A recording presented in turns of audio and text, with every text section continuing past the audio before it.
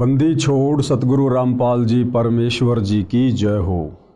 परमपिता परमात्मा सारी सृष्टि के रचनहार कुल मालिक असंख्य ब्रह्मांडों के स्वामी जगत गुरु तीनों लोकों में प्रवेश करके सबका धारण पोषण करने वाले राजाधीराज आत्माधार नाथों के नाथ देवों के देव महादेव सर्वेश्वर महेश्वर मृत्युंजय अजरो अमर आदि अनादि सनातनी प्रभु जगत पिता जगदीश्वर श्री श्री 1008 की उपाधि के वास्तविक अधिकारी अकाल मूरत शब्द स्वरूपी राम वासुदेव सर्वगतम ब्रह्म परम पूज्य प्रथम पूज्य परम संत परम पुरुष परम धनी परम दयालु सत्य कबीर हक्का कबीर अल्लाहु कबीर अल्लाहु अकबर बाखबर अल्लाह ताला जगत के तारणहार जगत के मुक्तिदाता जगत के जगन्नाथ हारे के सहारे हिंदुओं के राम मुसलमानों के अल्लाह सिखों के वाहिगुरु ईसाइयों के मसीह दया के सागर दयानिधि करुणा के सागर करुणानिधि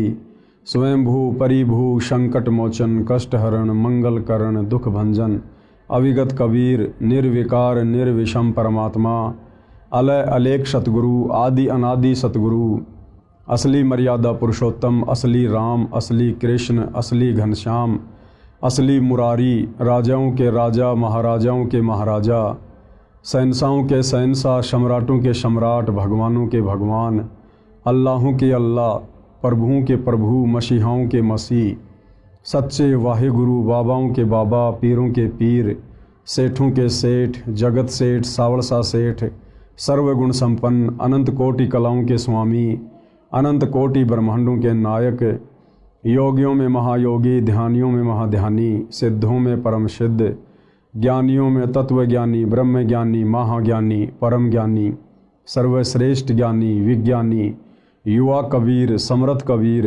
असमवात अमित ओझा सच्चे रहनुमा करीम अल्लाह सुभान अल्लाह दुनिया के अंतिम पैगंबर 8 सितंबर 1951 से गांव धनाना जिला सोनीपत हरियाणा भारतवर्ष की पावन भूमि पे प्रकट रियल कल की भगवान श्री नारायण साकार हरि श्री बाबा साहेब नूर अनंत परमात्मा सच्चे दरवेश सच्चे बाखबर संत श्रोमणी सतगुरु रामपाल जी परमेश्वर जी के चरण कमल में साध संगति से जुड़े हुए देश विदेश से आप और हम सभी सत्सेवक भाई बहनों का अनंत कोटि दंडोत प्रणाम। भाई और बहनों, बहुत बड़ी दया बहुत बड़ी मेहर पूरे विश्व पर परम पूज्य परमेश्वर सतगुरु रामपाल जी की, जिनके कर कमल से लिखित पवित्र पुस्तक हिंदू साहिबान नहीं समझे गीता वेद पुराण, इस पुस्तक के ऊपर वीडियो बनाने की श्रृंखला जारी है। इसी श्रृंखला में आज हमारा ये दूसरे नंबर का वीडियो है और यह पवित्र पुस्तक हिंदू साहिबान नहीं समझे गीता वेद पुराण विशेषकर हिंदू समाज से जुड़े भाई बहनों के लिए वरदान सिद्ध होगी अध्यात्म को जानने और पहचानने के मार्ग में। कल के वीडियो में हमने बहुत सारी बातें जानी, विशेषकर सनातनी पूजा क्या होती है, सनातनी पूजा किसे कहते हैं और सनातनी पूजा सतयुग में कितने समय तक सही रूप से चली और उसके बाद कैसे धीरे धीरे विलुप्त होती चली गई। आगे चलकर वही सनातन धर्म अनेक पंथों में विभाजित हो गया, जातियों और संप्रदायों में विभाजित हो गया और वर्तमान समय में सनातनी पूजा पूरी तरह से लुप्त हो चुकी है और पुनः सनातनी पूजा का उत्थान करने के लिए सतलोक से चलकर स्वयं कबीर साहेब सतगुरु रामपाल जी के नाम से धरती पर प्रकट होकर उसी सनातनी पूजा को पुनः लागू कर रहे हैं और निसंदेह 2028 के बाद वह सनातनी पूजा आदि सनातनी पूजा पूरे विश्व में एक बार पुनः लागू होगी। इसके साथ साथ पूज्य गुरुदेव ने हमें बताया कि चारों वेदों में और गीता जी में भक्ति मार्ग का मोक्ष मार्ग का कंप्लीट ज्ञान नहीं है। उसके लिए हमने सूक्ष्म वेद को आधार बनाना पड़ेगा। सूक्ष्म वेद यानी कबीर परमात्मा स्वयं पृथ्वी पर चलकर संत रूप में जब ज्ञान देते हैं उस ज्ञान को लिपिबद्ध कर लिया जाता है, जिसको कबीर वाणी के नाम से भी जाना जाता है। तो 650 साल पहले कबीर परमात्मा सतलोक से चलकर बनारस के काशी शहर में प्रकट हुए थे। 120 वर्ष तक उन्होंने हम आत्माओं को ज्ञान दिया, तत्व ज्ञान दिया। आगे चलकर एक अच्छी आत्मा आदरणीय धर्मदास जी के माध्यम से उस ज्ञान को कबीर सागर नामक पुस्तक में लिपिबद्ध कर लिया गया, जिसको 5वां वेद सूक्ष्म वेद कहते हैं। लेकिन आगे चलकर धीरे धीरे काल प्रेरणा से, काल के द्वारा भेजे गए संतों ने उस कबीर सागर के ज्ञान में भी मिलावट करनी शुरू कर दी, जिस कारण से कबीर परमेश्वर को पुनः आज से लगभग 300 वर्ष पहले गांव छुडानी, जिला झज्जर, हरियाणा में आदरणीय गरीबदास जी के रूप में प्रकट होना पड़ा। एक सांसारिक जीवन उन्होंने जिया। हालांकि परमात्मा कभी किसी माँ के गर्भ से जन्म लेकर नहीं आता है, लेकिन समर्थ उसको कहते हैं जो कुछ भी लीला कर सकता है। तो हम जीव आत्माओं की चरम दृष्टि को धोखा देते हुए कबीर परमेश्वर स्वयं गरीबदास जी के रूप में प्रकट हुए। उन्होंने एक मुँह बोली माँ बनाई, एक मुँह बोला पिता बनाया, और इस अध्यात्म को पुनः उन्होंने जीवित किया। और अंत में सतलोक जाने से पूर्व उन्होंने 24,000 वाणियों से युक्त एक नए सूक्ष्म वेद सदग्रंथ साहिब की रचना करवाई, जिस सूक्ष्म वेद को आधार बनाकर आज सतगुरु रामपाल जी हम आत्माओं को वह ज्ञान समझा रहे हैं। तो आज की वीडियो में भाई और बहनों हम शुरुआत करेंगे कि आदरणीय गरीबदास जी कौन थे और गरीबदास जी ने जो ज्ञान दिया है उस परमेश्वर के विषय में कि वो परमात्मा कौन है, कैसा है, कहाँ रहता है, कैसे मिलता है। तो इसका प्रमाण हमारे वेदों में, गीता जी में कहाँ कहाँ है। आज हम इन सभी बातों को ध्यानपूर्वक सुनेंगे। तो चलिए शुरू करते हैं गुरुदेव भगवान के आशीर्वाद से। संत गरीबदास जी को 10 वर्ष की आयु में परमात्मा सर्वोपरि लोक सनातन परम धाम यानी सतलोक से आकर गांव छुडानी, जिला झज्जर, हरियाणा में मिले थे। उनकी आत्मा को ऊपर ले गए जहां परमात्मा रहता है। जिस प्रकार कबीर जी 650 साल पहले बेई नदी पर सिख धर्म के प्रवर्तक आदरणीय नानक जी को मिले और नानक जी की आत्मा को शरीर से निकालकर सतलोक लेकर गए, सचखंड लेकर गए, उन्हें सब कुछ दिखाया, सृष्टि रचना से परिचित करवाया, ब्रह्मा विष्णु महेश के लोक दिखाए, 33 करोड़ देवी देवता दिखाए, पूरी सृष्टि का मैनेजमेंट किस प्रकार से चलता है, उन्हें हर प्रकार की बातों से परिचित करवाकर तीसरे दिन वापस उनके शरीर में बेई नदी के पास छोड़ा। ठीक इसी प्रकार वही कबीर परमात्मा अपना डबल रोल करते हुए आप और हम आत्माओं को अध्यात्म ज्ञान समझाते हुए पहले तो गरीबदास जी के रूप में धरती पर शिशु रूप में प्रकट हो जाते हैं, और जब गरीबदास जी के रूप में कबीर परमात्मा 10 वर्ष के होते हैं, उसके बाद अपने दूसरे रूप में जिंदा बाबा वाले रूप में गरीबदास जी को मिलते हैं और सांसारिक लोक दिखावे में गरीबदास जी की आत्मा को निकाल कर सतलोक लेकर जाते हैं। और नानक जी की तरह उन्हें भी हर प्रकार की बातों से, सृष्टि रचना से, देवी देवताओं की स्थिति से, सर्व ब्रह्मांडों से धर्मराज के दरबार में ले जाकर सब कुछ दिखाकर कंप्लीट अध्यात्म ज्ञान उन्हें देते हैं। उनका ज्ञान योग खोलते हैं और वापस गरीबदास जी को उसी शरीर में छोड़ देते हैं। उसके बाद गरीबदास जी ने 24,000 वाणियों युक्त सदग्रंथ साहिब की रचना की। उनकी आत्मा को ऊपर ले गए जहां परमात्मा रहता है। अब वो परमात्मा कहाँ रहता है, कौन है वो परमात्मा, कैसा है वो परमात्मा, इसका जिक्र, इसका वर्णन वेदों में कहाँ कहाँ है। प्रमाण ऋग्वेद मंडल 9 सूक्त 54 मंत्र 3 में कहा है कि परमेश्वर सबसे ऊपर के लोक में विराजमान है। परमेश्वर यानी परम अक्षर ब्रह्म, सत्य पुरुष, कबीर देव सबसे ऊपर के लोक में विराजमान है। अब भाई और बहनों, हिंदू समाज के जो श्रद्धालु धर्मगुरु श्री रामचंद्र जी को भगवान कहते हैं, परमात्मा कहते हैं, श्री कृष्ण जी को भगवान कहते हैं, परमात्मा कहते हैं। अब जिस समय ये वेद लिखे गए थे उस समय तक तो भाई और बहनों श्री राम और श्री कृष्ण जी का जन्म भी नहीं हुआ था।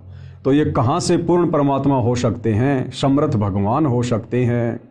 क्योंकि वेद सतयुग में मनु को मिले थे, मनु ने फिर आगे ऋषियों को दिया, फिर आगे आम समाज में ये ज्ञान उतारा गया।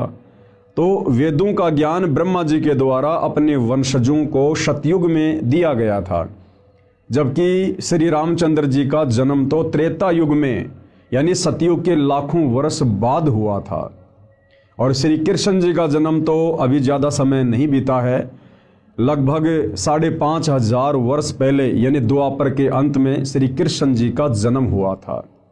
तो वेदों में जिस पूर्ण ब्रह्म परमात्मा का जिक्र है वो परमात्मा कौन है? वो है असल में आदि राम, सबसे पहले वाला राम। वो है वास्तव में परमात्मा, परम अक्षर ब्रह्म। ऋग्वेद मंडल 9 सूक्त 54 मंत्र 3 में कहा है कि परमेश्वर सबसे ऊपर के लोक में विराजमान है। प्रमाण के लिए देखें ये फोटोकॉपी इस मंत्र की, जिसका अनुवाद आर्य समाज के अनुवादकों ने किया है। इसके प्रकाशक तिलकराज आर्य, अध्यक्ष आर्य प्रकाशन 814, कुंडेवालान अजमेरी गेट दिल्ली है, तथा मुद्रक अजय प्रिंटर्स शादरा दिल्ली है। और इसमें क्या कुछ लिखा गया है पूर्ण ब्रह्म परमात्मा परम अक्षर ब्रह्म की स्थिति के विषय में हम देखते हैं। प्रमाण ऋग्वेद मंडल नंबर 9 सूक्त 54 मंत्र 3। ये मंत्र आपके सामने है, आप इसको देख सकते हैं, पढ़ सकते हैं। इसका वास्तविक अनुवाद सतगुरु रामपाल जी ने किया है, जो इस प्रकार से है। विवेचन में हम पढ़ते हैं परमेश्वर ने क्या लिखा है, किस प्रकार समझाया है।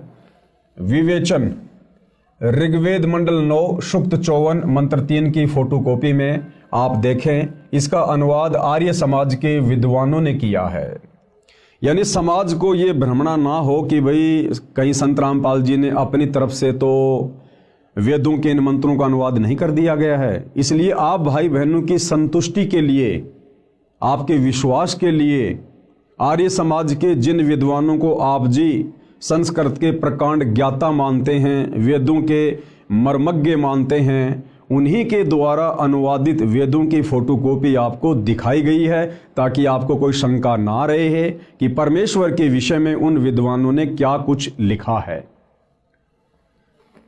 उनके अनुवाद में भी स्पष्ट है कि वह परमात्मा भुवनोपरि यानी संपूर्ण ब्रह्मांडों के ऊर्ध्व यानी ऊपर वाले, अर्थात ऊपर तिष्ठति यानी विराजमान है, ऊपर बैठा है, कि वो सबका परमात्मा जो तीनों लोकों में प्रवेश करके सबका धारण पोषण करता है, परम अक्षर ब्रह्म, वो तीनों लोकों से ऊपर यानी वो सतलोक में विराजमान है, सनातन परम धाम में विराजमान है वो परमात्मा।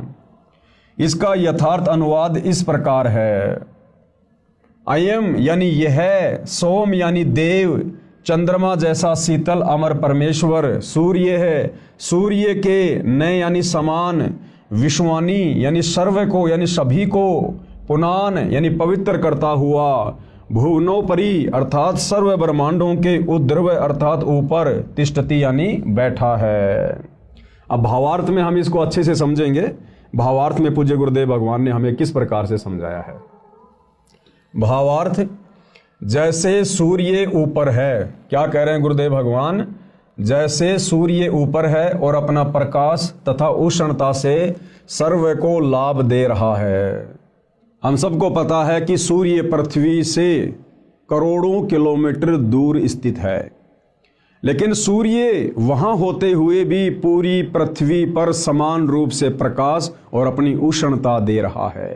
इसी प्रकार वो परम अक्षर ब्रह्म, सत्य पुरुष कबीर परमात्मा सबसे ऊपर के लोक में, सनातन परम धाम में, सतलोक में, सचखंड में बैठकर भी अपनी शक्ति से वो परमेश्वर सबका पालन पोषण करता है, सबके कार्य उनके कर्मानुसार सिद्ध करता है।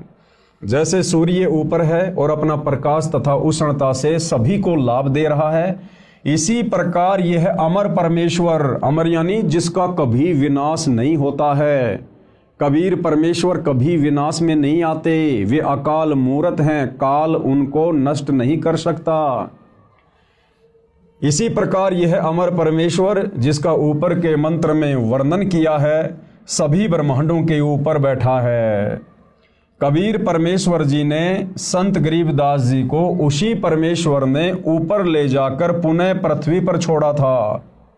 उनको मरा हुआ जानकर अंतिम संस्कार के लिए चिता पर रख दिया गया था। ये गरीबदास जी के विषय में एक लंबी कहानी है कि किस प्रकार से गरीबदास जी को मरा हुआ जानकर जब उनकी आत्मा को शरीर से निकालकर जिंदा बाबा के रूप में कबीर परमात्मा सतलोक लेकर गए थे, तो पीछे से गांव वालों ने सोचा कि गरीबदास जी मर चुका है और उनको मरा हुआ जानकर उनके शरीर को चिता पर लेटा दिया था। उसी समय सतलोक में बैठे परमात्मा ने कहा कि गरीबदास देख, तेरे शरीर को मरा हुआ जानकर तुझे जलाने जा रहे हैं बेटा, वो तेरे शरीर को नष्ट कर देंगे, अब तू तुरंत नीचे जा। और कबीर परमात्मा ने सेकंडों में सतलोक से, जिस सतलोक की दूरी पाताल लोक से 16 शंख कोश है, एक सेकंड के अंदर कबीर परमेश्वर ने अपनी शक्ति से गरीबदास जी के शरीर में वापस आत्मा प्रवेश करवा दी। उनको मृतक जानकर अंतिम संस्कार के लिए चिता पर रख दिया था। अचानक जीवित हो गया। फिर 51 वर्ष जीवित रहे, कुल 61 वर्ष जीवित रहे। उनको परमात्मा ने संपूर्ण अध्यात्म ज्ञान यानी तत्व ज्ञान यानी सूक्ष्म वेद यानी 5वां वेद, जो ज्ञान देने के लिए परमात्मा सतलोक से आते हैं, जो मुक्ति का ज्ञान चारों वेदों में नहीं है, गीता जी में नहीं है, वो 5वां वेद सूक्ष्म वेद जिसको तत्व ज्ञान कहते हैं, वो सारा का सारा ज्ञान परमात्मा ने आदरणीय गरीबदास जी के हृदय में प्रवेश कर दिया था और उनका ज्ञान योग खोल दिया था। उनका ज्ञान योग खोल दिया। उसके पश्चात संत गरीबदास जी ने बताया कि कुल का मालिक एक है। भाइयों और बहनों, जिस प्रकार से परमात्मा ने वेद व्यास जी का ज्ञान योग खोल दिया था और वेद व्यास जी ने पहले के युगों में घटित घटनाओं का चित्रण ज्यों का त्यों 18 पुराणों में, गीता जी में, वेदों में और बहुत सारे ग्रंथ लिखकर उन्होंने किया, इसी प्रकार पूर्ण ब्रह्म परमात्मा अक्षर पुरुष कबीर देव ने आदरणीय गरीबदास जी का भी ज्ञान योग खोल दिया था। और आदरणीय गरीबदास जी आज से पहले का और आगे होने वाली घटनाओं का सब कुछ वो जान सकते थे और देख सकते थे। संत गरीबदास जी ने बताया कि कुल का मालिक एक है, क्योंकि गरीबदास जी भाइयों और बहनों कबीर परमात्मा के साथ जाकर पूरी सृष्टि के ज्ञान से परिचित हो चुके थे। सतलोक जाने के बाद परमात्मा ने उनको नीचे ब्रह्मा जी का लोक दिखाया, विष्णु जी का लोक दिखाया, क्योंकि सतलोक जाने के बाद आत्मा की हृदय वाली आंखें खुल जाती है, दिव्य दृष्टि खुल जाती है। सतलोक में बैठे बैठे ये जीव यहाँ का सब कुछ बिल्कुल स्पष्ट रूप से देख सकते हैं, जिस प्रकार हम दूरबीन से बहुत दूर की वस्तु भी साफ साफ देख सकते हैं। तो सतलोक में बैठे बैठे गरीबदास जी ने नीचे के सारे ब्रह्मांडों को देखा, ब्रह्मा विष्णु महेश के लोक को देखा, दुर्गा के लोक के देखा, काल का 21वां ब्रह्मांड देखा जहाँ पर वो बैठा हुआ रहता है और जीव आत्माओं को तपस्या पर भून भून के खाता है। ये सारा ज्ञान आदरणीय गरीबदास जी को कबीर परमेश्वर ने दिया।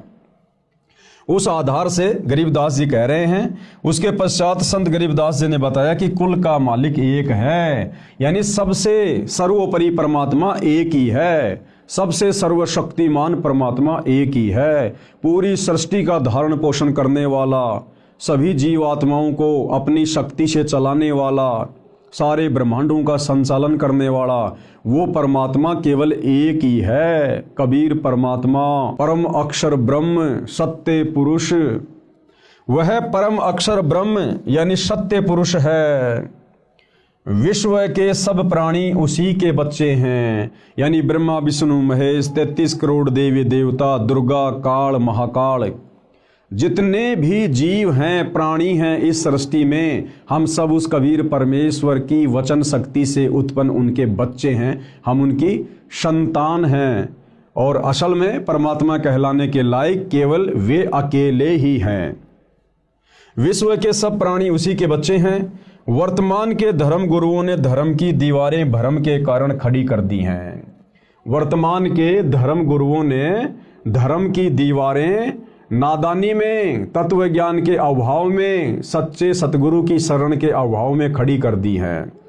क्योंकि हमारे धर्म गुरुओं को, वो चाहे आदि शंकराचार्य जी रहे हों, चाहे वर्तमान के चारों शंकराचार्य हों, चाहे इनसे पहले वाले शंकराचार्य हों, या अन्य जितने भी संत महात्मा मंडलेश्वर हैं, इन्होंने संस्कृत का ज्ञान तो ग्रहण कर लिया, लेकिन एक संस्कृत भाषा को पढ़ने से, लिखने से, उसका ज्ञान हो जाने से वेदों का ज्ञान समझ में आ जाएगा, वो संकेत समझ में आ जाएंगे, ये जरूरी नहीं होता है। तो हमारे आचार्यों को, शंकराचार्यों को, धर्म गुरुओं को, इनको संस्कृत भाषा का तो ज्ञान था, लेकिन संस्कृत भाषा में वेदों के श्लोक हमें भक्ति मार्ग के विषय में क्या समझाना चाहते हैं, ये हमारे धर्मगुरु नहीं समझ पाए। और जितना उन्होंने समझा अपनी बुद्धि अनुसार, उस प्रकार से उल्टा सीधा ज्ञान उन्होंने समाज में पेश कर दिया, जिस कारण से सनातन धर्म के टुकड़े होते चले गए। सनातन धर्म से फिर मुसलमान धर्म निकला, हिंदू धर्म निकला, ईसाई धर्म निकला, जैन धर्म निकला, नया सिख धर्म बन गया, बहुत सारे संप्रदाय और जातियां बनती चली गई, सिर्फ और सिर्फ तत्व ज्ञान के अभाव में, इन सदग्रंथों को ना समझ पाने के कारण हमारे धर्मगुरुओं ने धीरे धीरे समाज को अनेक संप्रदायों में बांट दिया। अन्यथा आदरणीय गरीबदास जी कह रहे हैं, गरीब वही मोहम्मद, वही महादेव, वही आदम, वही ब्रह्मा, गरीबदास दूसरा कोई नहीं, देख आपने घर मां। क्या कह रहे हैं गरीबदास जी? हम सभी आत्माओं को समझाते हुए, जो आपस में धर्मों में बढ़ चुके हैं, कोई हिंदू बन गया, कोई मुसलमान बन गया, कोई सिख बन गया, कोई ईसाई बन गया, तो जब गरीबदास जी परमपिता परमात्मा कबीर जी के साथ सतलोक गए थे और उन्होंने जब सब कुछ देखा, उसके बाद गरीबदास जी ने वापस आकर अपनी अमृतवाणी में कहा है कि भाई और बहनों, ना तो मुसलमान अलग है, ना मुसलमान धर्म के प्रवर्तक अलग हैं, ना हिंदू धर्म अलग हैं, ना हिंदू धर्म के देवी देवता अलग हैं। और क्या कहा? गरीब वही मोहम्मद और वही महादेव। गरीबदास जी कह रहे हैं कि मुसलमान धर्म के प्रवर्तक हजरत मोहम्मद, ये कौन थे, ये कहाँ से आए थे? कह रहे हैं कि ये शंकर जी के गण थे। हजरत मोहम्मद वाली आत्मा, ये महादेव यानी शंकर जी के लोक से आए थे, और वही आदम, वही ब्रह्मा। और मुसलमान धर्म जिसे इंसानों का बाप कहते हैं, बाबा आदम, गरीबदास जी कह रहे हैं कि वो बाबा आदम, वो ब्रह्मा जी के लोक से आए थे। वो ब्रह्मा जी के लोक में वो एक गण थे और ब्रह्मा जी ने उनको नीचे भेजा था। यानी कोई हिंदू मुसलमान अलग अलग नहीं है। ये तो हमारे धर्म गुरुओं की नादानी के कारण है, मुसलमान धर्म गुरुओं की नादानी के कारण, हिंदू धर्म गुरुओं की नादानी के कारण, जो इन शास्त्रों को ठीक से समझ नहीं पाए और सच्चा ज्ञान समाज में पेश नहीं कर पाए। फिर हम लोगों ने अपने आप को भिन्न भिन्न समझ लिया। तो गरीबदास जी कह रहे हैं कि मोहम्मद कहो चाहे महादेव कहो, एक ही बात है। यानी महादेव के लोक से हजरत मोहम्मद जी आए थे, और आदम कहो चाहे ब्रह्मा जी कहो, एक ही बात है। क्यों? क्योंकि ब्रह्मा जी के लोक से बाबा आदम की आत्मा आई थी। और कह रहे हैं गरीबदास दूसरा कोई नहीं, देख अपने घर मां। गरीबदास जी कह रहे हैं कि जो शत भक्ति मुझे कबीर परमात्मा ने प्रदान की, तुम भी वही भक्ति करो सच्चे सतगुरु से लेकर। और जब तुम शत भक्ति करोगे मर्यादा में रह के, परमात्मा तुम्हारी दिव्य दृष्टि खोलेगा और तुम्हें फिर दूध का दूध और पानी का पानी हो जाएगा। जब हम इस शरीर से भक्ति करना शुरू करेंगे, परमात्मा इसी शरीर में दिखा देंगे ऊपर के लोकों की सारी रचना संरचना, वहाँ की व्यवस्था। हमें वास्तविक उस आदि सनातन पंथ का पुनः ज्ञान होगा। अर्थात संत गरीबदास जी ने कहा है कि हजरत मोहम्मद जी शिव लोक से आई आत्मा थे, इसलिए मुसलमान धर्म का प्रवर्तक भी परमात्मा शिव की खास आत्मा है। भाई और बहनों, यहाँ शिव जी के लिए गरीबदास जी ने परमात्मा शब्द का प्रयोग किया है, क्योंकि ये ब्रह्मा विष्णु महेश, ये एक ब्रह्मांड में 3 लोकों के स्वामी हैं। आप इनको 3 लोकों के यानी पृथ्वी, पाताल और स्वर्ग, इन लोकों के परमात्मा भी कह सकते हैं, इनको भगवान भी कह सकते हैं, इनको साहिब भी कह सकते हैं, परंतु ये सारी सृष्टि के परमात्मा नहीं है। जिस प्रकार हम एक थानेदार को भी साहिब शब्द से संबोधित करते हैं, हम डीआईजी को भी साहिब कहते हैं, फिर प्रधानमंत्री और राष्ट्रपति को भी हम साहिब शब्द से संबोधित करते हैं। लेकिन उनकी शक्ति में कितना अंतर हैं सभी साहिब अपने अपने क्षेत्र के, लेकिन उनकी शक्तियों में दिन और रात का अंतर है। इसी प्रकार ब्रह्मा विष्णु महेश को भी कहीं कहीं पर परमात्मा की संज्ञा दी गई है, भगवान की संज्ञा दी गई है, परंतु ये ब्रह्मा विष्णु महेश जी उस परमात्मा की श्रेणी में नहीं है, उस भगवान की श्रेणी में नहीं है जो वास्तव में सारी सृष्टि का संचालन करता है, जो वास्तव में पूरे ब्रह्मांड की आत्माओं का धारण पोषण करता है। इसलिए मुसलमान धर्म का प्रवर्तक भी परमात्मा शिव की खास आत्मा है। बाबा आदम के विषय में कहा जाता है कि ये ब्रह्मा जी के लोक से नीचे आए थे, इसलिए ब्रह्मा जी व आदम जी का मूल निवास स्थान एक ही है। यदि मेरी बात पर विश्वास नहीं होता है, गरीबदास जी कह रहे हैं, अगर आपको मेरी बातों पर विश्वास नहीं है तो अपने घर यानी शरीर रूपी महल में मेरी बताई साधना करके देखो। गरीबदास जी कह रहे हैं कि भैया मैं जो साधना तुम्हें बता रहा हूं कबीर परमात्मा के द्वारा बताई गई, आप भी उसी साधना को मर्यादा में रह के करो, आपको भी स्पष्ट रूप से दिखाई देगा और आपकी सारी संशय समाप्त हो जाएंगी, आपकी दिव्य दृष्टि खुल जाएगी, यानी अध्यात्म को समझने की दृष्टि परमात्मा के आशीर्वाद से खुल जाएगी। फिर आपको विश्वास हो जाएगा कि विश्व के सभी मानव एक परमपिता की संतान है। उसके बाद भाई और बहनों हमारी भक्ति शुरू होती है। यदि हम धर्मों में बटे रहेंगे, जातियों में बटे रहेंगे, वर्णों में बटे रहेंगे और एक दूसरे को अपना शत्रु दुश्मन मानकर अगर हम इस दृष्टिकोण से चलने की कोशिश करेंगे तो हम भक्ति मार्ग पर कभी भी सफल नहीं हो सकते। हमने सबसे पहले उस एक परमपिता परमेश्वर को जानना पड़ेगा, पहचानना पड़ेगा, उनके विधान को, उनके संविधान को जानना पड़ेगा। उसके बाद हम निर्विरोध रूप से ये भक्ति कर सकते हैं, निसंशय होकर हम ये भक्ति कर सकते हैं। अन्यथा हमेशा हमारे मन में काल प्रेरणा से शंकाओं के बीज पनपते ही रहेंगे। विचार करो, मुसलमान धर्म की शुरुआत यानी स्टार्टिंग हजरत ईसा जी के जन्म से लगभग 450 वर्ष पश्चात हुई है, यानी आज से लगभग 2500 वर्ष पहले ईसाई धर्म के प्रवर्तक हजरत ईसा जी का जन्म हुआ था और हजरत ईसा के जन्म के लगभग 450 वर्ष बाद मुसलमान धर्म के प्रवर्तक हजरत मोहम्मद जी का जन्म हुआ था। उसके बाद इस्लाम धर्म की शुरुआत हुई थी।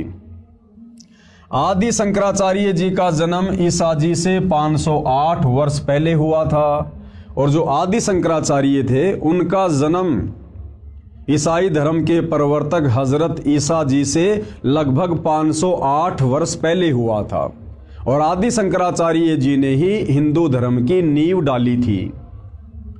आदि शंकराचार्य जी का जन्म ईसा जी से 508 वर्ष पहले हुआ, जिसने सनातन धर्म यानी पंथ को हिंदू नाम भी दिया। आदि शंकराचार्य ने देवी देवताओं की पूजा का विधान बताकर, जो देवी देवताओं की पूजा शास्त्रों के विरुद्ध है, उन्होंने उसी सनातन धर्म को हिंदू धर्म का नाम दिया। सनातन धर्म यानी हिंदू नाम भी दिया। मूर्ति पूजा, देवी देवताओं की पूजा पर आधारित कर दिया।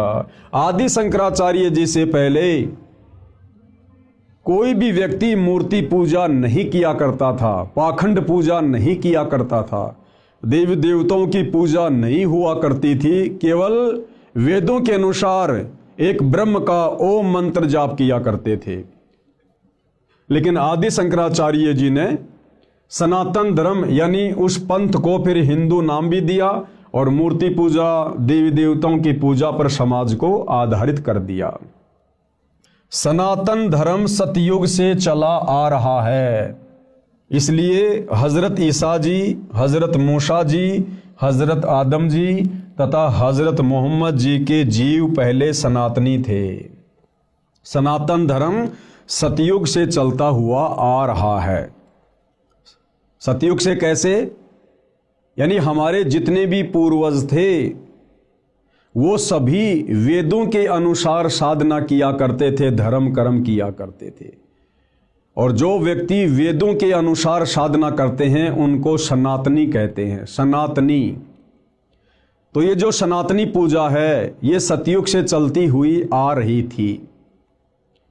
और हजरत मोहम्मद जी, हजरत ईसा जी, आदि शंकराचार्य जी, बाबा आदम जी, इन सभी जीवों की आत्माएं पहले के युगों में भी थी, क्योंकि जब तक हमारा पूर्णतया मोक्ष नहीं हो जाता है तब तक आत्मा शरीर धारण करती रहती है, कभी मनुष्य का तो कभी 84 लाख योनियों में पशु और पक्षियों का।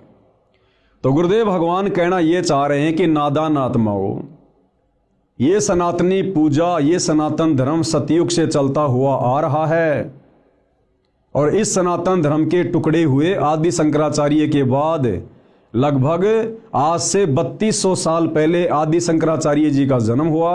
उसके बाद हिंदू धर्म बना, उसके बाद ईसाई धर्म बना, उसके बाद मुसलमान धर्म बना, उसके बाद जैन और सिख धर्म बना।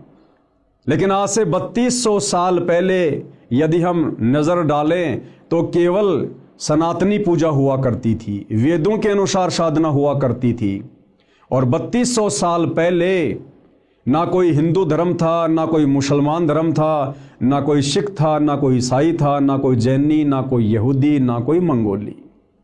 तो विचार करने की बात यह है कि जो लोग ईसा को अपना इष्ट मानते हैं, अपना रब्बी मानते हैं, अपना गुरु मानते हैं और ईसा मसीह के पद चिन्हों पर चल रहे हैं, उन लोगों को विचार करना चाहिए कि आज से 3200 साल पहले, यानी ईसा जी के जन्म से 508 वर्ष पहले, भाई ईसाई धर्म का कहीं कोई नामो निशान भी नहीं था। और ईसा जी के उससे पहले भी मनुष्य जन्म होते हुए आ रहे हैं सतयुग से। तो आज से पहले ईसा जी कौन थे? सनातनी थे। इसी प्रकार मुसलमान धर्म के लोग हजरत मोहम्मद जी को अपने धर्म का प्रवर्तक मानते हैं। तो मुसलमान धर्म के व्यक्तियों को विचार करना चाहिए कि मुसलमान धर्म की शुरुआत तो लगभग 1400-1500 वर्ष पहले हुई है। और उससे पहले जो भी व्यक्ति थे, जो भी हमारे पूर्वज थे या मुसलमानों के पूर्वज थे, वो सभी सनातनी थे, वेदों के अनुसार साधना किया करते थे। 3200 साल पहले कोई मुसलमान धर्म नहीं था।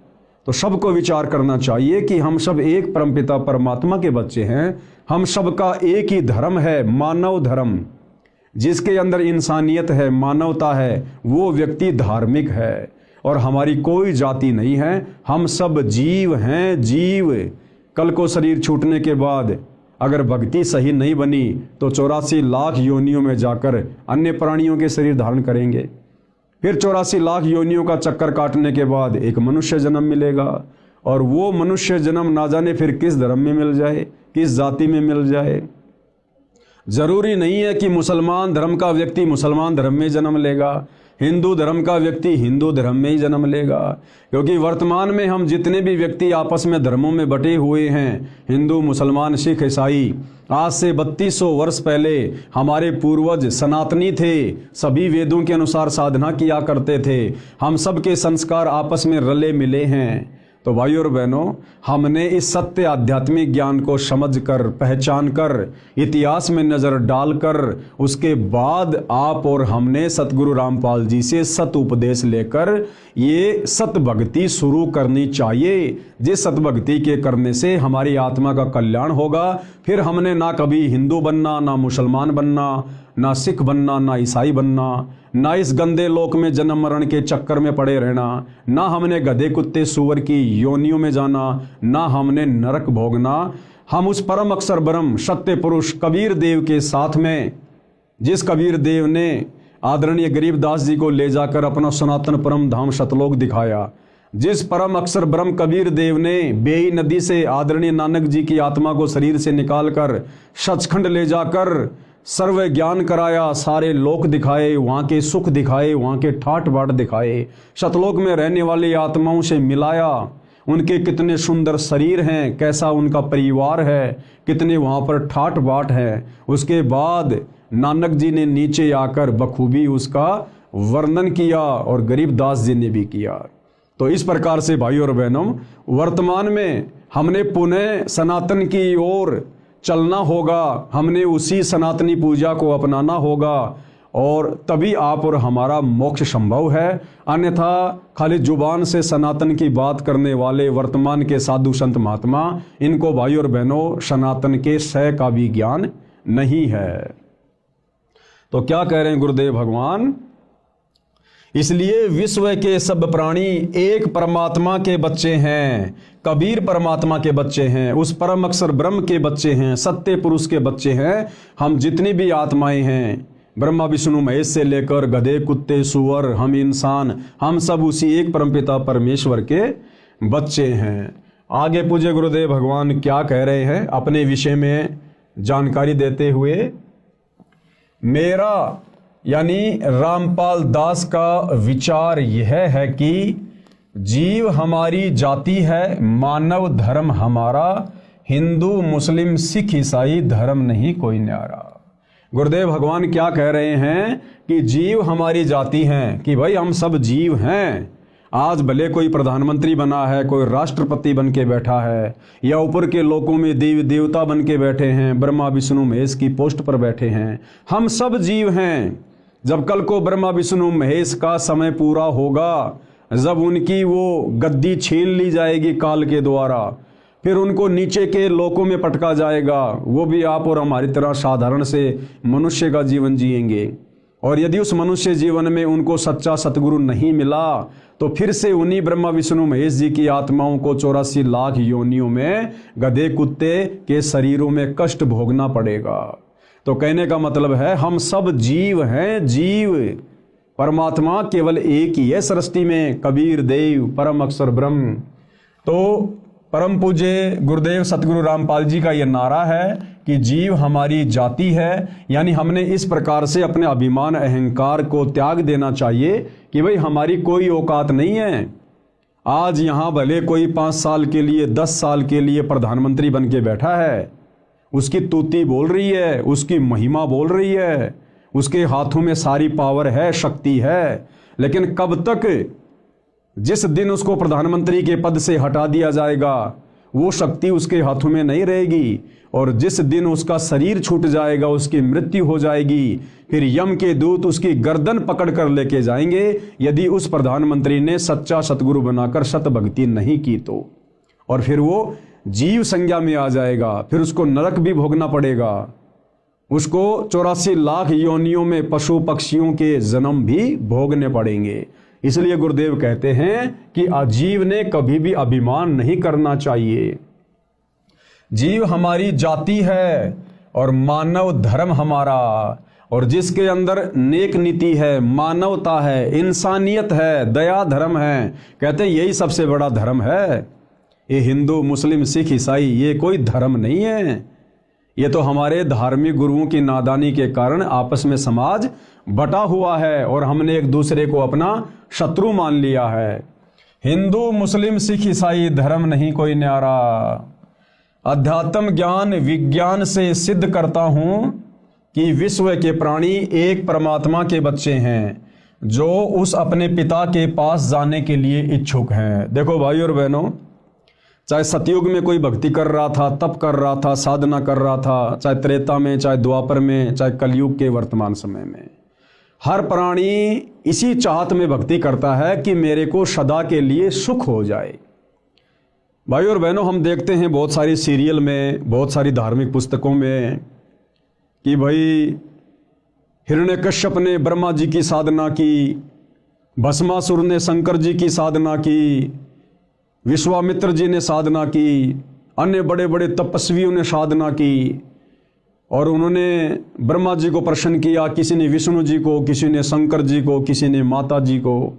और जब वो देव उनके सामने उपस्थित होते थे, प्रकट होते थे उनकी साधना के प्रतिफल में विवश होकर उनको वरदान देने के लिए, तो भाई और बहनों आप ध्यान दीजिएगा, जब वो कहते थे कि मांगो वत्स तुम्हें क्या चाहिए, तुम्हारी साधना से मैं अति प्रसन्न हूँ, तो सबसे पहले वो यही मांगा करते थे कि हे भगवान मुझे वरदान दीजिए कि मैं अमर हो जाऊं, मैं किसी के भी मरने में ना आऊं, मुझे मारने में कोई भी सक्षम ना हो, मुझे फला फला राज्य अखंड प्राप्त हो जाए।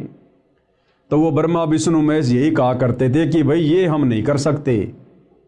इस सृष्टि में ना कोई अमर है, ना कोई अमर था, ना कोई अमर रहेगा। कौन सी सृष्टि में? काल के 21 ब्रह्मांड वाली सृष्टि में। फिर वो दूसरा वरदान मांगा करते थे कि ठीक है, मैं दिन में मरूं ना रात में मरूं, सुबह मरूं ना शाम में मरूं। इस प्रकार अपनी कल्पनाओं के आधार से वरदान वगैरह मांग लिया करते थे। और हम सबको पता है भाई और बहनों, अंत में उस हिरण्यकश्यप का अंत भगवान ने नरसिंह रूप धारण करके किया।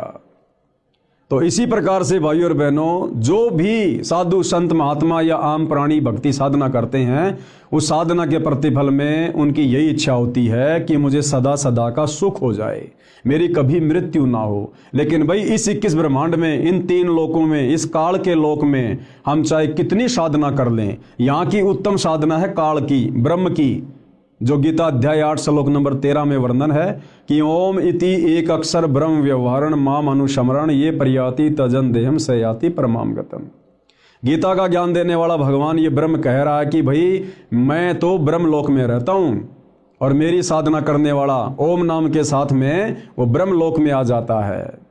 और गीता अध्याय 8 श्लोक नंबर 16 में फिर कह रहा है कि ब्रह्म लोक पर्यंत सर्व प्राणी पुनरावर्ती में हैं। यानी मेरे ब्रह्म लोक में आकर भी ये जीवात्मा अमर नहीं है, सदा का सुख नहीं भोग सकती, वहाँ से भी इसको नीचे जाना पड़ेगा। जब इसकी भक्ति कमाई समाप्त हो जाएगी, फिर ये लक 84 में जाएगा, गधा कुत्ता सुअर बनेगा, जन्मेगा, मरेगा। तो भाई और बहनों, वो परम शांति कहाँ मिलेगी? वो शाश्वत स्थान कहाँ है जहाँ जाने के बाद फिर कभी हमारी मृत्यु नहीं होती है, कभी हमसे वो सुख छीने नहीं जाते हैं? वो है सतलोक, सचखंड। तो क्या कह रहे हैं गुरुदेव भगवान कि विश्व के प्राणी एक परमात्मा के बच्चे हैं, यानी कबीर परमात्मा के, परम अक्षर ब्रह्म के, जो उस अपने पिता के पास जाने के इच्छुक हैं। उसी के पास जाने के लिए भिन्न भिन्न भक्ति के उपाय कर रहे हैं। कोई मंदिर में जाता है, कोई मस्जिद में जाता है, कोई चर्च में, कोई गुरुद्वारे में। अब संत गरीबदास जी की वाणी के आधार से विश्व के मानव की एकता को जानते हैं। संत गरीबदास जी की उपरोक्त वाणी का भावार्थ है कि विश्व के सब मानव, स्त्री या पुरुष, शरीर की संरचना एक समान है। यानी विश्व में जितने भी मानव शरीरधारी प्राणी हैं, स्त्री या पुरुष या किन्नर, तो गुरुदेव भगवान कह रहे हैं कि सबके शरीर की रचना एक समान है। हिंदू का भी नाक यही मिलेगा, मुसलमान का भी यही मिलेगा। हिंदू की भी 2 आंखें हैं, मुसलमानों की भी 2 आंखें हैं। हिंदू का शरीर भी एक समान है, मुसलमान का शरीर भी एक समान है। हिंदुओं की माता बहनों की शरीर की रचना भी एक जैसी है, मुसलमानों की माता बहनों की शरीर की रचना भी एक जैसी है। और हिंदुओं के शरीर में भी देवी देवताओं का वास है, कमल चक्र बने हुए हैं। मुसलमानों के शरीर में भी देवी देवताओं का वास है, कमल चक्र बने हुए हैं। सबके शरीर की रचना एक समान है। फिर भला हम अलग अलग कैसे हुए? हम सबको उत्पन्न करने वाला, बनाने वाला एक ही परमात्मा है। हम एक ही परमेश्वर की संतान हैं। भले वर्तमान में अज्ञानता के कारण हम उसे भिन्न भिन्न नामों से जानते हैं। जैसे कोई कहे मारो राम बड़ो है, कोई कहे खुदाई रे, कोई कहे ईसा मसीह बड़ो है, ये बाटा रहे लगाई रे। मुसलमान कहते हैं हमारा अल्लाह बड़ा है, हिंदू कहते हैं हमारा राम बड़ा है, ईसाई कहते हैं हमारा ईसा मसीह बड़ा है। कहते हैं हम तो नादान बच्चों की तरह अपने एक परमपिता परमेश्वर को आपस में बांटे हुए हैं, असल में वो एक ही है। संत गरीबदास जी की उपरोक्त वाणी का भावार्थ है कि विश्व के सब मानव, स्त्री पुरुष के शरीर की रचना एक समान है। प्रत्येक मानव, स्त्री पुरुष के शरीर में कमल दल यानी कमल चक्र बने हैं। मानव शरीर में ही मोक्ष प्राप्त किया जा सकता है। मोक्ष प्राप्ति यानी उस लोक में जाने का एक ही मार्ग है। कौन से लोक में? सतलोक में जाने का एक ही मार्ग है, एक ही रास्ता है, एक ही भक्ति है, जिसमें परमात्मा यानी परम अक्षर ब्रह्म कबीर देव निवास करता है। वह स्थान वह परम पद है जिसके विषय में गीता अध्याय 15 श्लोक 4 में वर्णन है। कहा है कि तत्व ज्ञान प्राप्त होने के पश्चात, यानी गीता अध्याय 4 श्लोक 34 में गीता का ज्ञान देने वाला भगवान जो अर्जुन को कह रहा था कि अर्जुन, अगर तुझे उस परम पद की खोज करनी है, तुझे यदि उस शाश्वत स्थान में जाना है, सदा सदा का सुख भोगना है, तो तू किसी तत्वदर्शी संत की खोज कर ले। उस तत्वदर्शी संत को प्रसन्न कर, उसको दंडवत कर, उसके बाद वो तत्वदर्शी संत तुझे तत्व ज्ञान का उपदेश करेगा। तो ये वही बात यहाँ कही जा रही है। गीता अध्याय 15 श्लोक 4 में कहा है कि तत्व ज्ञान प्राप्त होने के पश्चात परमेश्वर के उस परम पद की खोज करनी चाहिए। परमेश्वर कौन? कबीर जी, परम अक्षर ब्रह्म सत्य पुरुष। और उनका वो परम पद क्या है? सतलोक, सचखंड। कहते फिर उस सचखंड की खोज करनी चाहिए, जहां जाने के पश्चात साधक यानी भगत फिर लौटकर संसार में कभी नहीं आते। यानी उस तत्वदर्शी संत के बताए अनुसार साधना करके ये प्राणी फिर वापस जन्म मरण में इस लोक में नहीं रहता है, गधा कुत्ता सुअर नहीं बनता है, दुख नहीं भोगेगा सदा सदा के लिए। जैसे आदरणीय नानक जी सतलोक को देख कर आए थे, आदरणीय गरीबदास जी देख कर आए थे, और भी बहुत सारे महापुरुष देख कर आए थे, और उन्होंने वहाँ का बखूबी वर्णन किया। कहते हैं फिर ये साधक उस तत्वदर्शी संत की शरण में जाकर उसके बताए अनुसार साधना करके उस परमपिता परमेश्वर कबीर साहिब के परम पद को प्राप्त हो जाता है, जहां जाने के बाद प्राणी वापस लौटकर इस गंदे संसार में नहीं आता है। जहां जाने के पश्चात साधक यानी भगत फिर लौटकर संसार में कभी नहीं आते।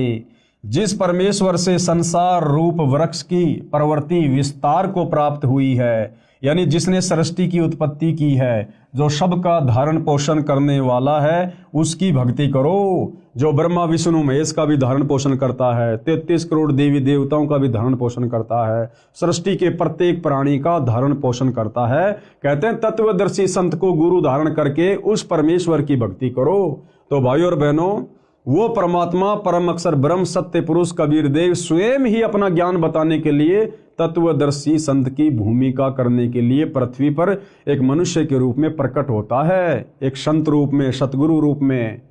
और निसंदेह वर्तमान में सतगुरु रामपाल जी पूरी पृथ्वी पर एकमात्र तत्वदर्शी संत हैं।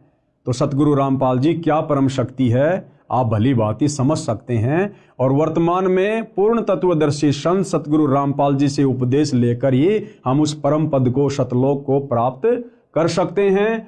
दूसरा कोई साधन, कोई विकल्प कहीं भी आपको देखने और सुनने को नहीं मिलेगा। अब आगे गुरुदेव भगवान क्या कह रहे हैं।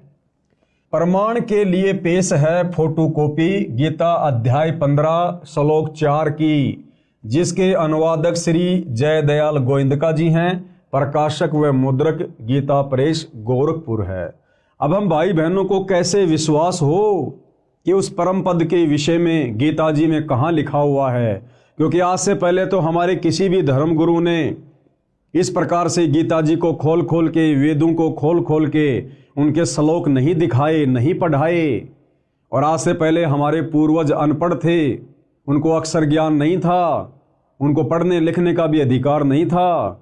और जितने भी हमारे सदग्रंथ थे ये सारे के सारे संस्कृत भाषा में थे, जिस कारण से हमारे पूर्वज इनको समझ भी नहीं सकते थे। तो जैसा हमारे धर्म गुरुओं ने हमारे को धर्म के विषय में बताया, गीता जी के विषय में बताया, वेदों के अंदर क्या ज्ञान है हमें जैसा भी बता दिया गया, हमारे पूर्वजों ने सहर्ष स्वीकार कर लिया।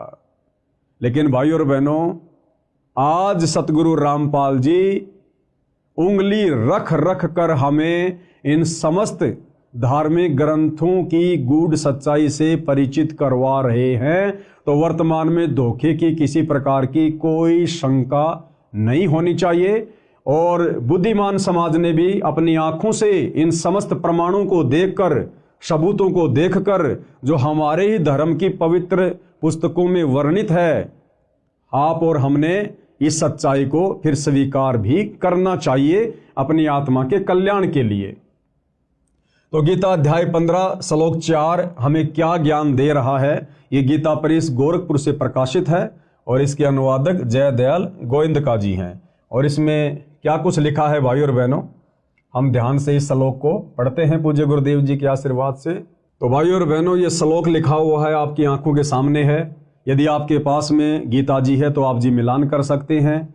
जयदयाल गोविंदका जी ने संस्कृत के सामने हिंदी में अनुवाद किया है, आपकी आंखों के सामने है। उसके पश्चात उस परम पद रूप परमेश्वर को भली भांति खोजना चाहिए, जिसमें गए हुए पुरुष फिर लौटकर संसार में नहीं आते, और जिस परमेश्वर से इस पुरातन संसार वृक्ष की प्रवृत्ति विस्तार को प्राप्त हुई है, उसी आदि पुरुष नारायण के मैं शरण हूं। देखो भाई और बहनों, गीता जी का ज्ञान देने वाला भगवान, जिसको पूरा हिंदू समाज भगवान मान चुका था, परमात्मा मान चुका था, गीता का ज्ञान देने वाला भगवान अर्जुन से खुद कह रहा कि अर्जुन मैं भी उसी की शरण में हूं। यानी हम भाई बहन तो अनजाने में गीता का ज्ञान देने वाले भगवान की शरण को उत्तम शरण मान कर बैठे हुए थे, लेकिन गीता जी का ज्ञान देने वाला भगवान तो कह रहा कि अर्जुन, जिस परमपिता परमेश्वर ने इस संसार रूपी वृक्ष की प्रवृत्ति को पैदा किया है, बनाया है सृष्टि को, कहते मैं भी उसी आदि नारायण की शरण में हूं। आदि नारायण यानी सबसे पहले वाला परमात्मा, जिसने सृष्टि बनाई, जिससे पहले कुछ भी नहीं था। कहते उसी आदि पुरुष नारायण के मैं शरण हूं। इस प्रकार दृढ़ निश्चय करके उस परमेश्वर का मनन और नित्य ध्यान करना चाहिए। यानी गीता का ज्ञान देने वाला भगवान भी उसी परमपिता परमात्मा अक्षर पुरुष सत्य पुरुष कबीर देव की भक्ति करने की सलाह दे रहा है। अब आगे क्या कुछ लिखा हुआ है भाई और बहनों, पढ़ते हैं पूज्य गुरुदेव जी के आशीर्वाद से। शरीर में बने कमलों की जानकारी, यानी शरीर चाहे हिंदू का हो, चाहे मुसलमान का, सिख का, चाहे ईसाई का, सबके शरीर की रचना एक समान है, क्योंकि हम सब एक ही परमपिता परमेश्वर के बच्चे हैं। और हमारे शरीर में कमल दल, कमल चक्कर कहाँ कहाँ हैं, किन किन देवताओं का उनमें वास है, पूज्य गुरुदेव भगवान के आशीर्वाद से हम जानकारी प्राप्त करते हैं। परम अक्षर ब्रह्म यानी सबके मालिक के परम धाम स्थान में जाने का एक मार्ग है, यानी सतलोक में जाने का केवल एक ही भक्ति मार्ग है, जो उस तत्वदर्शी संत के पास है। और वो तत्वदर्शी संत वर्तमान में धरती पर सतगुरु रामपाल जी हैं, जो मानव शरीर में बने कमल चक्रों से होकर गुजरता है, अन्य कोई मार्ग नहीं है। यानी सतगुरु रामपाल जी इस पूरे विश्व में एकमात्र हमें वो सत भक्ति प्रदान करने के लिए आए हैं, जिससे हमारे शरीर में बने कमल चक्र खुलेंगे, और इनके खुलने के बाद ही हमारी आत्मा अंतिम समय में जब शरीर छोड़ेगी तो उन्हीं कमल चक्रों में से होकर त्रिकुटी पर जाएगी, उस परम अक्षर ब्रह्म के परम धाम को जाएगी, सतलोक को जाएगी। दूसरा कोई मार्ग नहीं है, अन्य कोई मार्ग नहीं है। ये कमल चक्कर मानव शरीर में रीढ़ की हड्डी के साथ साथ अंदर की ओर स्थान स्थान पर बने हैं, जिनकी स्थिति समझने के लिए कृपया मानव चित्र को देखिएगा। अब वो कमल चक्कर का यहाँ पर एक फोटो बनाकर हमें समझाया गया है। तो भाइयों और बहनों, ये फोटोकॉपी है। हिंदू, मुसलमान, सिख, ईसाई यानी पूरे विश्व के जितने भी मानव शरीरधारी प्राणी हैं, स्त्री या पुरुष, उन सब के शरीर की रचना सेम टू सेम है। सभी के शरीर के कमल चक्र में इन देवी देवताओं का वास है, जिनके नाम, गांव, पते सब कुछ इनके आगे लिखे हुए हैं। कौन से चक्र में कौन से देवता का वास है, कौन से दल में कौन से देवता का वास है। शरीर पिंड में बने कमल चक्रों के चित्र। अब हम इसको आगे पढ़ते हैं। आप देख रहे हैं यह चित्र, इसमें प्रत्येक कमल की स्थिति स्पष्ट की है। प्रत्येक कमल में प्रवेश द्वार है जो बंद रहता है। ये कमल चक्कर केवल सतगुरु रामपाल जी की सत भक्ति करने वाले भक्तों के ही खुलते हैं। अन्य किसी भी विधि से, किसी भी भक्ति से आप चाहे लाख वर्ष मनमुखी जाप कर लो, राधे राधे श्याम का जाप कर लो, ओम नमो भागवते वासुदेवाय का जाप कर लो, कावड़ ले आओ, पैदल यात्रा कर लो, हिमालय की गुफाओं में चले जाओ, किसी भी यत्न और प्रयत्न से मानव शरीर में बने कमल चक्र नहीं खुलते, जिन कमल चक्रों से अंत में हमारी आत्मा उस परम धाम को जाती है। इस प्रकार की स्थिति प्रत्येक मानव स्त्री पुरुष के शरीर में है। सब कमल चक्र बंकनाल एक टेढ़ी मेढ़ी नाड़ी से जुड़े हैं। वह पाइप यानी नलकी की तरह हैं, जिसको बंकनाल कहा जाता है। उसमें कमलों के द्वारों से अन्य कोई प्रवेश द्वार नहीं है। जीवात्मा हृदय कमल में रहता है। जो सत्य भक्ति करता है वह परायण काल में यानी शरीर छोड़ने के बाद यानी संसार से जाने के समय हृदय कमल से मूल कमल में आता है, वहाँ से ऊपर को चलता है। उसकी सारे जीवन की भक्ति की शक्ति से सब कमल चक्कर खुले होते हैं। वह निर्बाध अपने इष्ट धाम में चला जाता है। जिस प्रकार भाई और बहनों हम गाड़ी लेकर टोल टैक्स पार करने की कोशिश करते हैं, और भाई और बहनों जिसकी गाड़ी पर फास्ट टैग लगा हुआ है और जिसके फास्ट टैग में पैसे हैं, उस टोल टैक्स पर जाते ही ऑटोमेटिक वहाँ का बैरियर हट जाता है और गाड़ी टोल टैक्स को पार कर जाती है। इसी प्रकार शरीर छोड़ते समय जिन आत्माओं के कमल चक्कर खुले होंगे वही आत्माएं उस परम अक्षर ब्रह्म के शतलोक को प्राप्त होगी। बाकी यही गधे कुत्ते सुअर बनते रहेंगे, नरक में स्वर्ग में धक्के खाते रहेंगे, 84 लाख योनियों में भटकते भरमते रहेंगे। तो ये कमल चक्कर खोलने की सतभक्ति वर्तमान में केवल सतगुरु रामपाल जी के पास है, केवल सतगुरु रामपाल जी के पास में। और आगे पूज्य गुरुदेव भगवान हमें क्या बता रहे हैं विशेष, जैसे टीवी यानी टेलीविजन में चैनल बने होते हैं, जो कार्यक्रम टीवी पर देखा जाता है वह वास्तव में कहीं अन्य स्थान पर हो रहा होता है। जिस प्रकार बहुत सारे भाई बहन क्रिकेट का मैच देखते हैं अपने घरों में बैठकर। भाई और बहनों क्रिकेट का मैच हो रहा है दुबई में और हिंदुस्तान वाले सेम टाइम अपने घर पर टीवी में देख रहे हैं। इसी प्रकार ये ब्रह्मा विष्णु महेश जी अपने अपने लोकों में ऊपर हैं, लेकिन उनकी शक्ति हमारे शरीर में बने इन कमल चक्रों में समाई रहती है। उनकी जो तरंगे हैं, उनकी जो वो गुण हैं, उनकी जो पावर है वो वहाँ से हमारे को प्रभावित करती रहती है। तो इसी प्रकार गुरुदेव भगवान ने हमें टीवी का उदाहरण देकर समझाना चाहा है।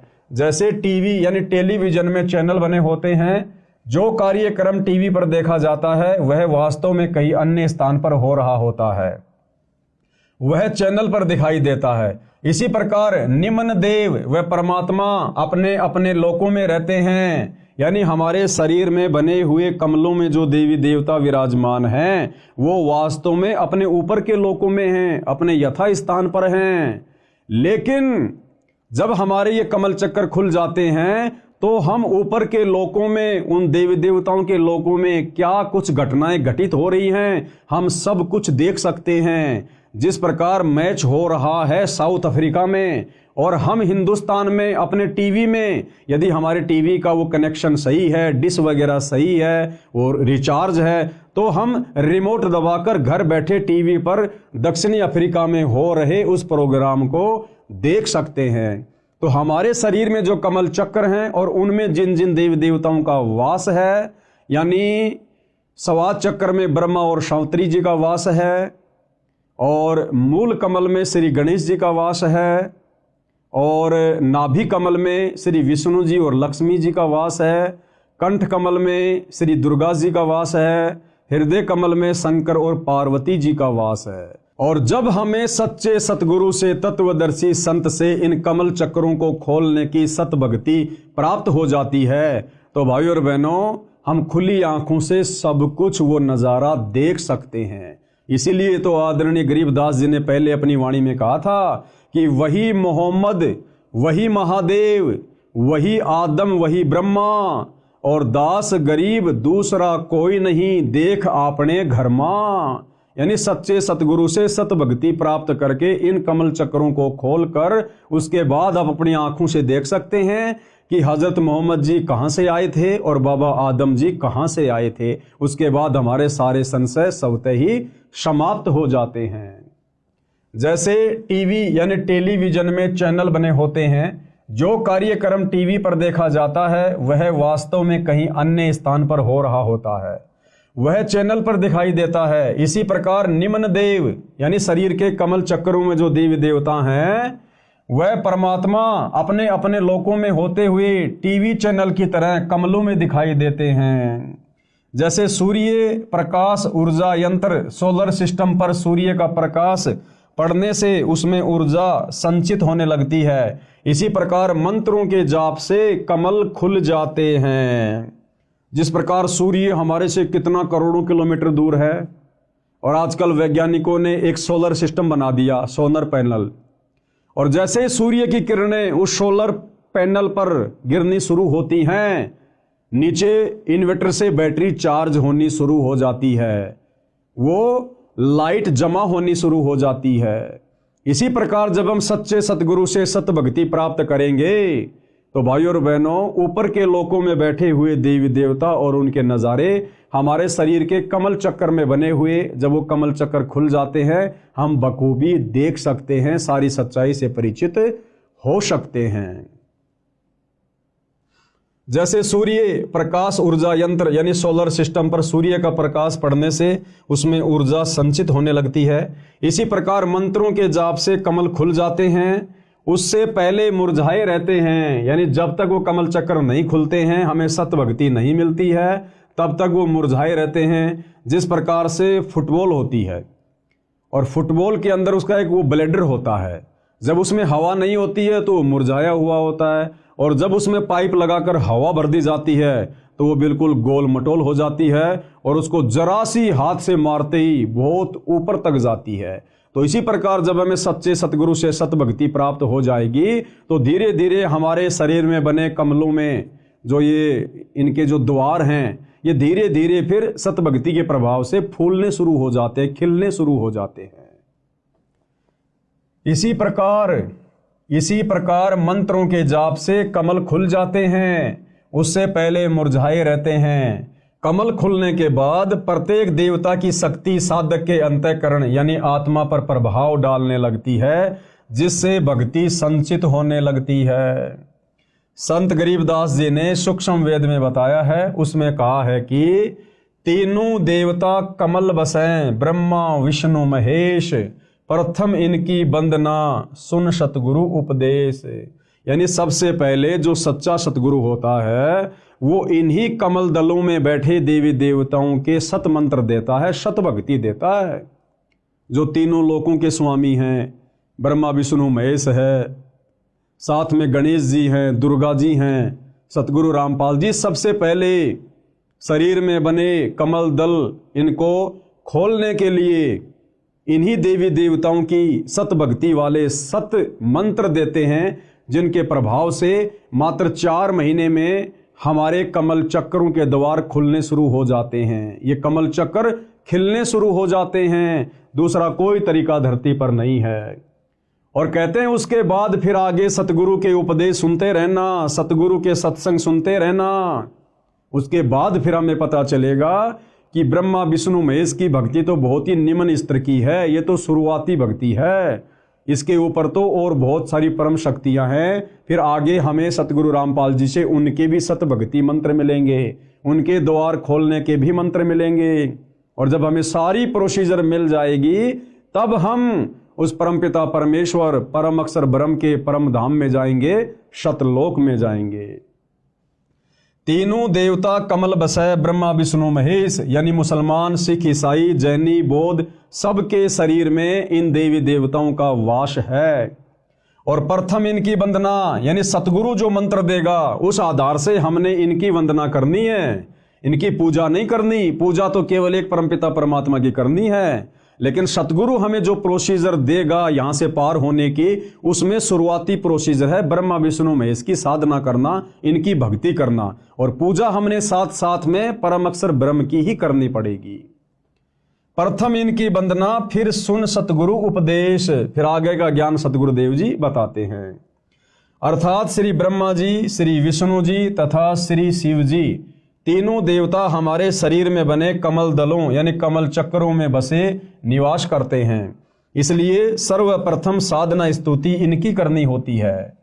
इनसे ऊपर की साधना तत्वदर्शी संत यानी सतगुरु से सुनो, फिर सुन सतगुरु उपदेश। आगे क्या कह रहे हैं पूज्य गुरुदेव भगवान? अब सुनो सतगुरु के द्वारा बताई नीचे व ऊपर की साधना का ज्ञान। सबसे पहले हमारे मनुष्य शरीर में, चाहे स्त्री का हो या पुरुष का हो, उसमें कौन से कमल चक्र कहाँ हैं, उन कमल चक्रों में किन किन देवताओं का या देवियों का वास है, अब ये विस्तार से समझाया जा रहा है, बताया जा रहा है। नंबर 1, मूल कमल। इसको मूल कमल कहो चाहे मूल चक्र कहो। मूल कमल में देवता श्री गणेश जी का निवास है। चाहे हिंदू का शरीर हो चाहे मुसलमान का, विश्व में जितने भी मानव शरीरधारी स्त्री पुरुष हैं, उन सब के शरीर की रचना एक समान है। तो मूल कमल में देवता श्री गणेश जी का निवास है। इसकी 4 पंखुड़ियां हैं। इसके प्रवेश द्वार को खोलने का एक मंत्र है, जो श्री गणेश जी की साधना करने का मूल मंत्र है, जिससे श्री गणेश जी तुरंत फल देने लगता है। जीव आत्मा के लिए प्रवेश द्वार खोल देता है। फिर आत्मा स्वादिष्टान चक्र यानी स्वाद चक्र की ओर चलती है, क्योंकि जीव आत्मा को उस लोक में जाना है जिसमें परमात्मा रहता है, जहां जाने के पश्चात भगत यानी साधक लौटकर संसार में नहीं आता है। फिर दूसरे नंबर का चक्र है स्वाद कमल या स्वाद चक्र। इसको स्वादिष्टान कमल चक्र भी कहा जाता है। इस कमल की 6 पंखुड़ियां हैं। श्री ब्रह्मा जी तथा उनकी पत्नी सावित्री जी का निवास है। स्वाद चक्र में किन किन देवी देवताओं का वास है? श्री ब्रह्मा जी का और उनकी पत्नी श्री सावित्री जी का। इसके द्वार को खोलने का मंत्र है, जिसकी साधना यानी जाप करने से यह द्वार ब्रह्मा जी खोल देते हैं। जीवात्मा फिर ऊपर को नाभि कमल की ओर चलती है। अब भाइयों और बहनों, जब तक हमें इन देवी देवताओं के सच्चे भक्ति मंत्र नहीं मिलेंगे, तब तक ये अपना द्वार जीव आत्मा को आगे जाने के लिए खोलकर नहीं देते हैं। जिस प्रकार भाइयों और बहनों, हम भैंसे को कितना ही भैंसा भैंसा कहें, वो हमारी तरफ पलटकर देखता भी नहीं है। लेकिन उस भैंसे का एक मूल मंत्र है, उसको धीरे से कह दो उड़ रही, तुरंत पलट के देखेगा कहां से आवाज आई। जिस प्रकार एक कुत्ता होता है, हम उसको कितना ही कहें कुत्ता कुत्ता, एक कुत्ता ले रोटी, एक कुत्ता, वो कुत्ता बिल्कुल नहीं देखता। लेकिन उसका एक बीज मंत्र है, धीरे से उसको कह दो त्योल त्योल या तुरंत देखेगा वो कुत्ता, क्योंकि उस वाणी से वो प्रभावित होता है, आकर्षित होता है कि मुझे कौन पुकार रहा है। इसी प्रकार भाइयों और बहनों, वर्तमान में पूरा का पूरा हिंदू समाज, मुसलमान समाज, सिख और ईसाई समाज, इनके धर्म गुरुओं ने जैसे भी शास्त्र विरुद्ध साधना इन भाई बहनों को दी हुई है, इस साधना से हमारे शरीर में बने कमल चक्रों में इन देवी देवताओं के द्वार नहीं खुल सकते। खाली राधे राधे बोलने से, हरे रामा हरे कृष्णा करने से, जय गणेश देवा करने से, ओम जय जगदीश हरे करने से, ये तो इनके नाम है। जैसे भैंसे को भैंसा भैंसा को नहीं देखेगा, कुत्ते को कुत्ता कुत्ता को नहीं देखेगा, इसी प्रकार आप इन देवी देवताओं के कितने भी नाम जपो, ये आपकी तरफ ध्यान भी नहीं देंगे। परंतु इन देवी देवताओं को पुकारने के, इनको आकर्षित करने के कुछ मूल मंत्र हैं, बीज मंत्र हैं, जो केवल वर्तमान में धरती पर सतगुरु रामपाल जी के पास हैं। और जब हम उन मंत्रों का जाप करेंगे तो ये हमारे लिए वो द्वार भी खोल देंगे और ये हमारी हर आवश्यकता को परमपिता परमेश्वर जी के आशीर्वाद से पूरा करेंगे, पूरा। तीसरा है नाभि कमल, नाभि चक्र। इसकी 8 पंखुड़ियां हैं। इसमें श्री विष्णु जी तथा इनकी पत्नी श्री लक्ष्मी जी का निवास है। इसका द्वार भी बंद रहता है। इसे खोलने का भी एक मंत्र है, जिसका जाप करना होता है, जो इन देव देवी को शीघ्र प्रभावित यानी प्रसन्न कर देता है। ये भी जीवात्मा के लिए द्वार खोल देते हैं। फिर जीवात्मा हृदय कमल की ओर ऊपर को चलती है। चौथे नंबर पर है हृदय कमल, हृदय चक्र। इसकी 12 पंखुड़ियां हैं। इसमें श्री शिव जी तथा इनकी पत्नी श्री पार्वती जी का निवास है। इसका द्वार भी बंद रहता है। इस द्वार को खोलने का एक मंत्र का जाप करना पड़ता है। यह मंत्र इन देव देवी को विशेष आकर्षित करता है। ये प्रसन्न होकर मार्ग दे देते हैं। फिर आत्मा ऊपर को कंठ कमल की ओर चलती है। पांचवा चक्र है कंठ कमल। इसकी 16 पंखुड़ियां हैं। इसमें श्री देवी दुर्गा जी यानी अष्टंगी का निवास स्थान है। जो भाई बहन माता जी के नवरात्रि करते हैं, मंदिरों में जाते हैं, जागरण करते और करवाते हैं, इस विधि से तो लाख जन्म भी माता जी प्रसन्न नहीं होती, उल्टा रुष्ट होती है। और ना ही शरीर में बना माता जी का वो चक्र खुलता है। वो कैसे खुलेगा? वो वास्तविक मंत्र क्या है जिसका जाप करने से माता जी शीघ्र हमें लाभ देती है, हमारे ऊपर प्रसन्न होती है, हमारी आत्मा के कल्याण के लिए, मोक्ष के लिए अपने उस द्वार को, चक्कर को खोल देती है। वो मंत्र आज पूरी पृथ्वी पर केवल सतगुरु रामपाल जी के पास है, जिन मंत्रों का हम लाखों की संख्या में उनके भगत रोजाना सुमरण करते हैं। इसका भी द्वार बंद रहता है। इसको खोलने का भी एक मंत्र है जिसका जाप करना होता है, जिससे वश होकर, आकर्षित होकर यानी प्रसन्न होकर श्री देवी जी यानी दुर्गा जी जीवात्मा के लिए द्वार खोल देती है। फिर जीवात्मा ऊपर को, आगे को त्रिकुटी कमल की ओर चलती है। फिर कौन से कमल की यात्रा करती है जीवात्मा? त्रिकुटी कमल की। नंबर 6 त्रिकुटी कमल। त्रिकुटी कमल या चक्र, इसकी 2 पंखुड़ियां हैं। एक का रंग काला है, दूसरी का सफेद है। सफेद में परम अक्षर ब्रह्म यानी कबीर देव संत रूप में विराजमान है, यानी सतगुरु रूप में विराजमान है, सतगुरु उपाधि है। काले रंग वाली में काल ब्रह्म भी संत रूप में विराजमान है। वह भी परम अक्षर ब्रह्म जैसा रूप धारण करता है ताकि जीवों को भ्रमित करके अपने जाल में रख सके। इस स्थान पर पहुंचने के पश्चात जीवात्मा समझो ऐसी स्थिति में पहुंच जाती है जैसे कोई विदेश गया हो और स्वदेश लौटने के लिए एयरपोर्ट यानी हवाई अड्डे पर पहुंच जाता है। वहां से जहां जहां जाना होता है उसको उसी वायुयान में बैठा दिया जाता है। यहां से सीधा जीवात्मा को धर्मराय यानी न्यायाधीश यानी तीनों लोकों में जो सबका अकाउंट करता है, न्यायाधीश जिसको धर्मराय धर्मराज भी कहते हैं, उसकी दरगाह यानी न्यायालय में यानी उसके ऑफिस में ले जाया जाता है। वहां सबका धर्म कर्मों व पाप कर्मों का हिसाब लेखा जोखा होता है। इसके बाद जैसे कोई श्री विष्णु जी का भगत है उसको विष्णु जी के लोक में भेजा जाता है।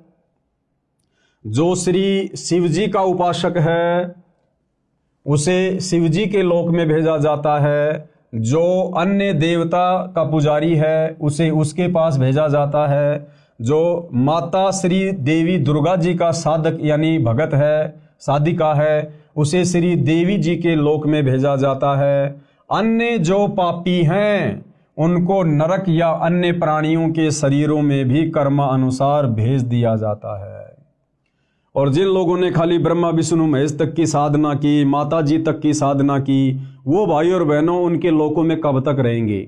जब तक उन्होंने मनुष्य जन्म में रहकर जैसा भी दान पुण्य किया, धर्म किया, भक्ति की, जितनी उन्होंने अपनी भक्ति वाली बैटरी चार्ज की, तब तक ही वो आत्माएं श्री ब्रह्मा के लोक में, श्री विष्णु के लोक में, श्री शिव जी के लोक में, गणेश जी के लोक में, माता जी के लोक में थोड़े बहुत समय के लिए रह सकते हैं। और जैसे उनकी भक्ति समाप्त होगी, दान धर्म की कमाई समाप्त होगी, उसी समय उनको वहाँ से उनकी मृत्यु करके नरक में पटक दिया जाएगा। फिर 84 लाख योनियों में डाल दिया जाएगा। फिर इस पृथ्वी पर कभी उनको मनुष्य जन्म प्राप्त होगा। और ये चक्कर भाइयों और बहनों, जब तक हमें सच्चा सतगुरु तत्वदर्शी संत नहीं मिलता है तब तक असंख्य युगों से अनवरत बार बार चलता रहता है, जिसको जन्म और मरण की प्रक्रिया कहते हैं। 7वां कमल है सहस्त्र कमल। इस कमल की 1000 पंखुड़ियां हैं। इनमें काल ब्रह्म, कौन है ये काल ब्रह्म? जब आप सृष्टि रचना पढ़ेंगे सतगुरु रामपाल जी के मुख से इस पुस्तक में या यूट्यूब पर वीडियो देखकर, तो आपको पता चलेगा कि ये काल ब्रह्म कौन है जो सहस्त्र कमल चक्कर में रहता है। यही है वास्तव में सारे फसाद की जड़, जिसने हम सबको सतलोक से यहाँ नीचे पटक दिया अपने जाल में फंसाकर। ये दुर्गा का पति है ये काल ब्रह्म, ये ब्रह्मा विष्णु महेश का ये पिताजी है काल ब्रह्म, जो यहाँ सबको भ्रमित करके रखता है। तो ये कहाँ रहता है? इस शरीर में बने इन कमलों में। ये सहस्त्र कमल चक्कर में रहता है। इस कमल की 1000 पंखुड़ियां हैं। इसमें काल ब्रह्म यानी ज्योति निरंजन का निवास है। इस काल ब्रह्म को ज्योति निरंजन भी कहते हैं, जो ब्रह्मा विष्णु महेश का पिता है, दुर्गा का पति है। यह कमल ब्रह्मलोक का चैनल है। ब्रह्मलोक में जाने का प्रवेश द्वार ब्रह्मरंध्र कहलाता है। ये भी बंद रहता है। इसको खोलने का 2 अक्षर का मंत्र है, उसका जाप करना होता है। और ये 2 अक्षर का जाप भाई और बहनों, जिसको सतनाम भी कहते हैं, ये आज वर्तमान में इस पृथ्वी पर केवल सतगुरु रामपाल जी के पास है। और यदि किसी अन्य ने उनसे उपदेश लेकर मनमुखी रूप से आगे देना भी शुरू कर दिया होगा तो वो कार्य नहीं करेगा, क्योंकि इस मंत्र को देकर जाप करवाने के अधिकारी केवल सतगुरु रामपाल जी हैं। और अधिकारी से उपदेश लिए बिना यदि आप इस मंत्र का मनमुखी रूप से जाप करेंगे, ये उल्टा आपको रिएक्शन देगा, आपको पॉजिटिव दिशा में लेकर नहीं जाएगा। विशेष संपूर्ण अध्यात्म ज्ञान न होने के कारण साधक यानी भगत ओम नाम का जाप विधि से नहीं करता है। यानी इस ब्रह्म की जो साधना है उसकी भी एक विधि है, इसकी साधना की भी कुछ मर्यादाएं हैं, और ये मर्यादा केवल सतगुरु रामपाल जी बताएंगे। इस कारण से उसे देवलोक प्राप्त होता है। यानी ओम नाम का जाप करने वाला काल ब्रह्म के ब्रह्मलोक में जाता है।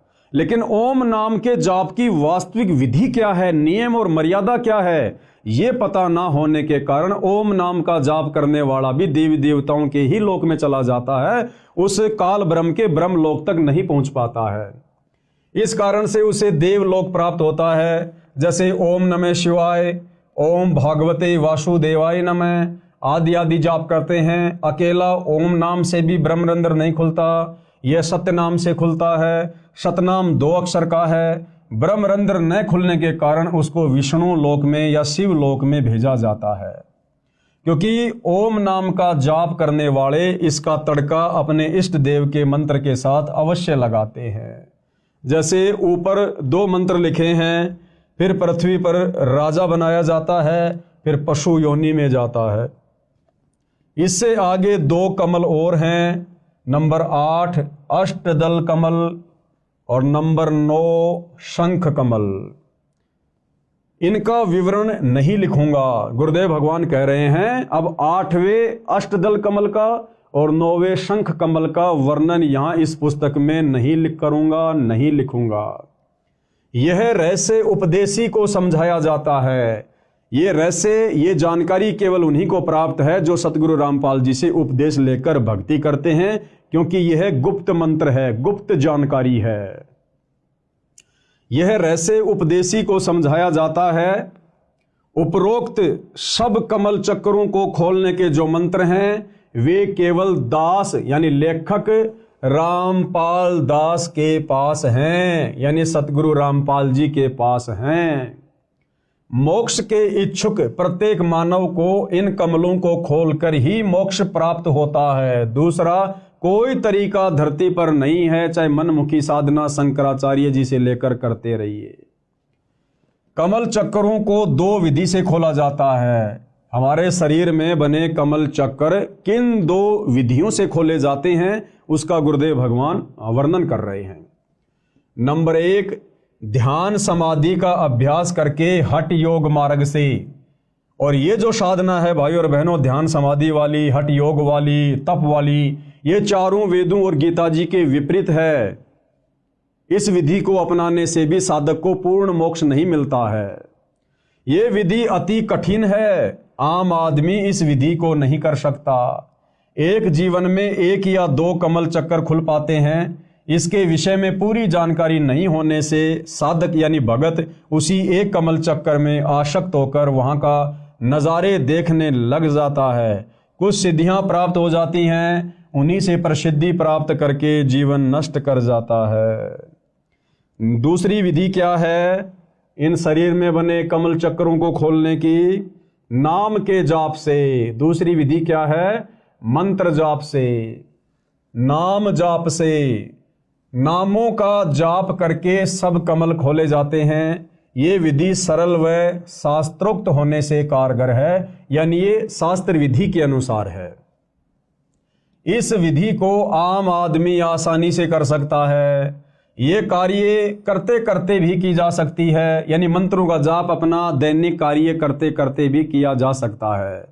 जो सूक्ष्म वेद में बताया है, गरीबदास जी ने कहा है, नाम उठत नाम बैठत नाम सोवत जागबे, नाम खाते नाम पीते नाम सेती लागबे।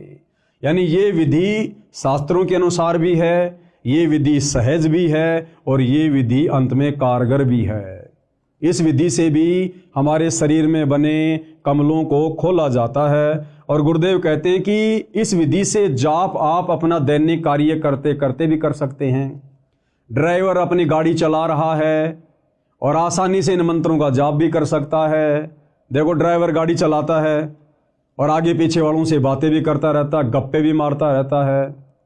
इसी प्रकार वो गप्पे ना मारकर, इधर उधर की बातें ना करके सच्चे सतगुरु से उपदेश लेकर इन मंत्रों का वो स्मरण भी कर सकता है अपने मन ही मन में, या धीरे धीरे बोलकर, और अपनी गाड़ी भी चला सकता है। जैसे बहुत सारे भाई बहन गाड़ी चलाते रहते हैं, साथ में धीरे धीरे गाने वाने भी गाते रहते हैं। तो गाने वाने ना गाकर सच्चे सतगुरु से इन मंत्रों का उपदेश लेकर अपनी गाड़ी भी चलाओ, अपने मंत्रों का भी जाप करो। इसलिए कहते हैं, नाम उठत नाम बैठत नाम खाते नाम सोते, यानी इन मंत्रों का हम दैनिक कार्य करते करते बड़ी आसानी से जाप कर सकते हैं और हर प्राणी इस विधि से भक्ति आसानी से कर सकता है। नाम उठत नाम बैठत नाम सोवत जागरे, नाम खाते नाम पीते नाम सेती लागबे। यानी उठते बैठते सोते जागते खाते पीते काम धंधा करते करते भी हम ये भक्ति कर सकते हैं। इतनी आसान भक्ति हमें सतगुरु रामपाल जी ने वर्तमान में प्रदान की है। अर्थात नाम का जाप कार्य करते करते किया जा सकता है। यजुर्वेद अध्याय 40 मंत्र 15 में कहा है। अब देखो, यजुर्वेद अध्याय 40 मंत्र 15 में भी ये विधि बताई गई है। अब बताओ भाई और बहनों, हमारे धर्म गुरुओं ने तो हमारे को कभी भी ये विधि नहीं बताई, क्योंकि हमारे धर्म गुरुओं को स्वयं इस विधि से भक्ति का ज्ञान नहीं था। अब सतगुरु रामपाल जी ने आकर पूरा रहस्य उजागर किया है। तो यजुर्वेद अध्याय 40 मंत्र 15 में क्या कहा गया है? ओम कृत्यो समर किलबे समर कृत्युम समर, अर्थात ओम नाम का जाप कार्य करते करते कर, विशेष लगन यानी तड़प के साथ तथा मानव जीवन का मुख्य कर्तव्य मानकर जाप कर। और गीता अध्याय 8 श्लोक 5 व 7 में कहा है कि हे अर्जुन, तू युद्ध भी कर मेरा सुमरण भी कर। अब भाई और बहनों, युद्ध से कठिन कार्य कोई नहीं हो सकता, और जब युद्ध करते करते भी नाम सुमरण करने की सलाह दी गई है, तो आम व्यक्ति तो दैनिक जीवन के कार्य करते करते, जो कि युद्ध से बहुत ही आसान होता है, इन मंत्रों का जाप कर सकता है। विचार करो, क्या कह रहे हैं आगे गुरुदेव कि पुण्यात्माओं विचार करो, युद्ध से कठिन कार्य कोई नहीं होता। भक्ति उस दौरान भी की जानी चाहिए, अर्थात साधना नाम जाप वाली कारगर है। नाम का जाप 3 वर्ष के बच्चे से लेकर वृद्ध तक आसानी से कर सकता है। यानी परमेश्वर जी का विधान है कि जैसे ही बच्चा 3 वर्ष का हो जाए, उसको सच्चे सतगुरु की शरण से जोड़ देना चाहिए, उसको मंत्र उपदेश दिलवा देने चाहिए, क्योंकि 3 वर्ष का बच्चा हल्का फुल्का बोलने समझने लग जाता है, और जैसे भी टूटी फूटी भक्ति वो माता पिता को देखकर या उनके साथ साथ में करेगा, तो धीरे धीरे भक्ति की शक्ति उसके अंदर प्रवेश होना शुरू हो जाती है। अर्थात साधना नाम वाली कारगर है। नाम का जाप 3 वर्ष के बच्चे से लेकर बूढ़े तक आसानी से कर सकता है। कार्य करते करते भी कर सकता है, चलते फिरते भी कर सकता है, लेटा लेटा व बैठकर भी नामों का जाप कर सकता है। विशेष दूसरे शब्दों में मंत्र के जाप का ऐसे प्रभाव देवी देवताओं पर होता है जैसे सर्प ने डसने के लिए फन फैला रखा होता है। सर्प वश करने की विद्या जानने वाला यानी गारुड़ मंत्र बोलकर सर्प को विवश कर देता है, जिसके प्रभाव से सर्प अपना फन इकट्ठा करके रास्ता छोड़कर चल देता है। इसको परमेश्वर कबीर जी ने बहुत अच्छे तरीके से समझाया है। कबीर जैसे फनपति यानी सर्प, जैसे फनपति मंत्र सुन राखे फन सकोड़, ऐसे बीरा मेरे मंत्र नाम से काल ब्रह्म लेवे मुंह मोड़। एक गारुड़ होता है भाइयों और बहनों, वो कुछ मंत्रों को सिद्ध कर लेता है, और जो सर्प होता है अपना फन उठाकर जब किसी को डसने की स्थिति में होता है, तो गारुड़ जब उस मंत्र का बार बार जाप करता है तो सर्प के ऊपर उन मंत्रों का इतना प्रभाव होता है कि विवश होकर वो फणपति सर्प भी अपने फन को समेटकर और दूसरे रास्ते निकल लेता है। इसी प्रकार जब हम सतगुरुदेव भगवान के द्वारा दिए गए इन शतभक्ति मंत्रों का जाप करते हैं तो मोक्ष मार्ग में सबसे बड़ी बाधा जो ये काल ब्रह्म है, ज्योति निरंजन है, ये भी विवश हो जाता है हमारे को सतलोक का रास्ता देने के लिए। कबीर जैसे फनपति सरप मंत्र सुन राखे फन सकोड़, ऐसे बीरा मेरे मंत्र नाम से काल ब्रह्म लेवे मुंह मोड़। अर्थात कबीर परमेश्वर जी ने कहा है कि जैसे सरप ने डसने के लिए फन उठा रखा होता है तो गारुड़ मंत्र जाप कर देता है, जिससे प्रभावित होकर सरप फन इकट्ठा करके चला जाता है। ऐसे ही मेरे द्वारा दिए नाम मंत्र के जाप से काल ब्रह्म मुरझा जाता है, मार्ग नहीं रोक पाता। इसी प्रकार कमलों के मंत्र के जाप से ये सब देवी देव मार्ग छोड़ देते हैं। एक अन्य उदाहरण दे रहे हैं गुरुदेव भगवान हमें समझाने के लिए। जैसे गांव के व्यक्ति भैंस को गर्भ धारण करवाने के लिए भैंसे की खोज में जाते हैं, क्योंकि भैंसा कहीं घास चर रहा होता है। भैंस वाला भैंसे को बुलाने के लिए उसका मूल मंत्र बोलता है, जिससे भैंसा इतना प्रभावित होता है कि वह पूरी गति से उस मंत्र को बोलने वाले की ओर खिंचा चला आता है। फिर उसे भैंस दिखाई देती है, भैंस को गर्भ धारण करता है, उसका वह मंत्र है कुर्र कुर्र, जैसे हुर्र हुर्र कहते हैं ना अपन, उर्र रही। तो इस प्रकार से भैंसा तुरंत उस मंत्र के वशीभूत होकर दौड़कर चला आता है। और इसके विपरीत यदि हम उसको भैंसा भैंसा कहेंगे तो वो बिल्कुल भी नहीं देखता है। यदि भैंसा भैंसा बोलो तो भैंसा यानी झोटा बिल्कुल टस से मस नहीं होता। इसी प्रकार भाई और बहनों, ये ब्रह्मा विष्णु महेश जी को आप इनके नामों से कितना ही पुकारो, श्री ब्रह्मा, श्री विष्णु, श्री शंकर देवाय नमः, ओम श्री विष्णु देवाय नमः, राधे राधे, ये आपकी तरफ बिल्कुल भी ध्यान नहीं देंगे, भक्ति का कोई लाभ इनकी तरफ से नहीं मिलेगा। लेकिन जब हम इनके मूल मंत्र, बीज मंत्र सतगुरु रामपाल जी को सतगुरु धारण करके करेंगे, सुमरण करेंगे, तो ये उस भैंसे की तरह वशीभूत होकर तुरंत अपने भगत की तरफ दौड़ पड़ेंगे कि क्या आपत्ति आ गई, इस आत्मा को किस वस्तु की आवश्यकता है। इसी प्रकार विष्णु विष्णु आदि नाम से श्री विष्णु देवता टस से मश नहीं होता, परंतु जो मंत्र दास बताता है यानी सतगुरु रामपाल जी हमें बताएंगे, उससे खींचा चला आता है और पूर्ण लाभ देता है। इस प्रकार अन्य देवों की स्थिति जानो। अध्यात्म मार्ग के कुछ नियम हैं जिनका पालन करना अनिवार्य है। अब भाइयों और बहनों, मान लो हमें सच्चे सतगुरु तत्वदर्शी संत सतगुरु रामपाल जी की सत भक्ति, उनकी शरण भी प्राप्त हो गई। उन्होंने हमें ये बीज मंत्र भी दे दिए, मूल मंत्र भी दे दिए इन समस्त देवी देवताओं को जिन जिन की हमें आवश्यकता है। और यदि हमने मर्यादा नहीं रखी, हमने नियमों में रहकर, सतगुरु के वचन में रहकर इन मंत्रों का जाप नहीं किया, तो भी भाई और बहनों ये देवी देवता किसी भी प्रकार से उन मंत्रों का जाप करने से विवश नहीं होंगे, हमारी तरफ उनका खिंचाव बिल्कुल भी नहीं बनेगा। तो इन मंत्रों के प्रभाव को यथावत बनाए रखने के लिए और इन समस्त देवी देवताओं से संपूर्ण लाभ प्राप्त करने के लिए इस भक्ति मार्ग की क्या क्या मर्यादा हैं, क्या क्या नियम हैं, जिनको तोड़ने से, जिनको खंड करने से हमें फिर कोई भी लाभ इन मंत्रों का नहीं मिलेगा, तो प्रत्येक मर्यादा को हमने ध्यानपूर्वक देखना और समझना है। तो क्या कह रहे हैं पूज्य गुरुदेव भगवान? नंबर 1, पूर्ण गुरु से दीक्षा ली जाए। सबसे पहली बात, हम जिसे अपना सतगुरु धारण कर रहे हैं वो सच्चा होना चाहिए, पूर्ण सतगुरु होना चाहिए, इन मंत्रों को दान करने का अधिकारी होना चाहिए। नंबर 1, पूर्ण गुरु से दीक्षा ली जाए। बिना गुरु के किया गया नाम जाप व दिया गया दान निष्फल होता है। कबीर जी अपनी वाणी में कहते हैं, गुरु बिन माला फेरते, गुरु बिन देते दान, और गुरु बिन दोनों निष्फल है, पूछो वेद पुराण। यानी सच्चा गुरु धारण किए बिना हम कितने भी मंत्र जाप कर लें, हम कितना भी दान पुण्य करें, उसका हमें मोक्ष मार्ग में, मुक्ति के मार्ग में किसी प्रकार का कोई सहयोग प्राप्त नहीं होगा।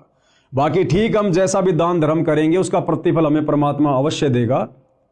जैसे आप देखते हैं भाइयों और बहनों, बड़े बड़े लोगों के घरों में कुत्ते होते हैं, वीआईपी कुत्ते, और वो कुत्ते अपने मालिकों के साथ उनकी गाड़ियों में चलते हैं। गाड़ी का मालिक और कुत्ता पीछे की सीट पर बैठा है और आप और हमारा जैसा एक मनुष्य आगे गाड़ी चला रहा है। यानी इंसान तो ड्राइवर है और कुत्ता मालिक बनकर पीछे बैठा हुआ है। उस कुत्ते के रहने के लिए बढ़िया मकान बना हुआ है। वेटनरी डॉक्टर महीने में, सप्ताह में एक बार उसको चेक करने आता है। गर्मी में उस कुत्ते के लिए एसी की सुविधा है, सर्दियों में हीटर की सुविधा है, और हर प्रकार से उसको नहलाया जाता है, हर प्रकार से उसकी देख रेख की जाती है। अब भाइयों और बहनों, वो कुत्ते वाली आत्मा कौन है? जो सुविधा वर्तमान में 80% मानव शरीरधारी स्त्री पुरुषों को प्राप्त नहीं है, वो सुविधा उस कुत्ते के शरीर में उस प्राणी को प्राप्त है। क्यों? क्योंकि वो कुत्ते वाली जीव आत्मा वही है जिसका पहले मनुष्य शरीर था, स्त्री या पुरुष का, और उसने बहुत सारा दान धर्म किया, उसने मंत्रों का जाप भी किया, भंडारे भी किए, कंबल भी बांटे, परंतु उसने सच्चा सतगुरु नहीं बनाया। उसने सच्चा सतगुरु धारण करके उन मंत्रों का जाप नहीं किया, दान पुण्य नहीं किया, बिना गुरु के भक्ति करता रहा, दान पुण्य करता रहा। तो बिना गुरु के भक्ति करने से, दान पुण्य करने से उसको मनुष्य जन्म प्राप्त नहीं हुआ। और उस दान पुण्य के प्रतिफल में, क्योंकि वो तो भगवान देता है, किसी का रखता नहीं है, उस दान पुण्य के प्रतिफल में उसको अगला जन्म मिल गया कुत्ते का, और बड़े सेठ के घर में मिल गया। तो जो उसने मनुष्य जन्म में दान पुण्य किया था, उसका प्रतिफल उस सेठ के घर में कुत्ते के रूप में जन्म प्राप्त करके वो कुत्ता उठा रहा है। अगर वो भली आत्मा जब मनुष्य शरीर में था और जो दान पुण्य धर्म वो कर रहा था, अगर साथ में गुरु भी धारण कर लेता तो उसको मनुष्य जन्म भी मिलता और सारी की सारी वो सुविधा मिलती। अब तो वो उस कुत्ते के जन्म में अपनी पूर्व जन्म की भक्ति कमाई खा रहा है, अगला जन्म उसका हो गया सूअर का। बताओ फिर उसको कौन गाड़ियों में घुमाएगा, कौन उसकी देख रेख करेगा, कौन उसको नहलाएगा? फिर वो लक 84 योनियों में चला जाएगा। तो कबीर जी हमें समझाते हैं कि गुरु बिन माला फेरते, यानी गुरु धारण किए बिना जो व्यक्ति मंत्र जाप करता है, और गुरु बिन देते दान, गुरु धारण किए बिना जो व्यक्ति दान पुण्य करता है, गुरु बिन दोनों निष्फल हैं, उनका कोई यूज नहीं होगा। भाई पूछो वेद पुराण, हमारे धर्मशास्त्र भी इस बात की गवाही दे रहे हैं। अर्थात कबीर जी ने कहा है कि गुरु बिन नाम सुमरण करना व दान देना व्यर्थ है। अपने वेदों व पुराणों में पढ़ लो, कमलों के मंत्रों का जाप करना जीवात्मा के कल्याण की सच्ची साधना है। इसमें न कोई धर्म नया बनता है, न कोई धर्म छोड़ना है। किसी भी धर्म का मानव, स्त्री पुरुष इस साधना को कर सकता है। यानी सतगुरु रामपाल जी हमें क्या समझाना चाह रहे हैं कि जो साधना अब आपको वर्तमान में दी जाएगी, यदि आप इस ज्ञान को समझकर उनकी शरण में आते हैं, तो इस साधना को करते समय आपने ना तो अपना कोई धर्म बदलना है, ना आपने अन्य कोई पाखंड और आडंबर करना है। हमने केवल अपनी साधना को चेंज करना है। भले आप वर्तमान में मुसलमान धर्म में हैं, हिंदू धर्म में, सिख और ईसाई धर्म में हैं, आपने वो धर्म वरम नहीं छोड़ना, कुछ नहीं छोड़ना। आपने केवल साधना का स्वरूप चेंज करना है।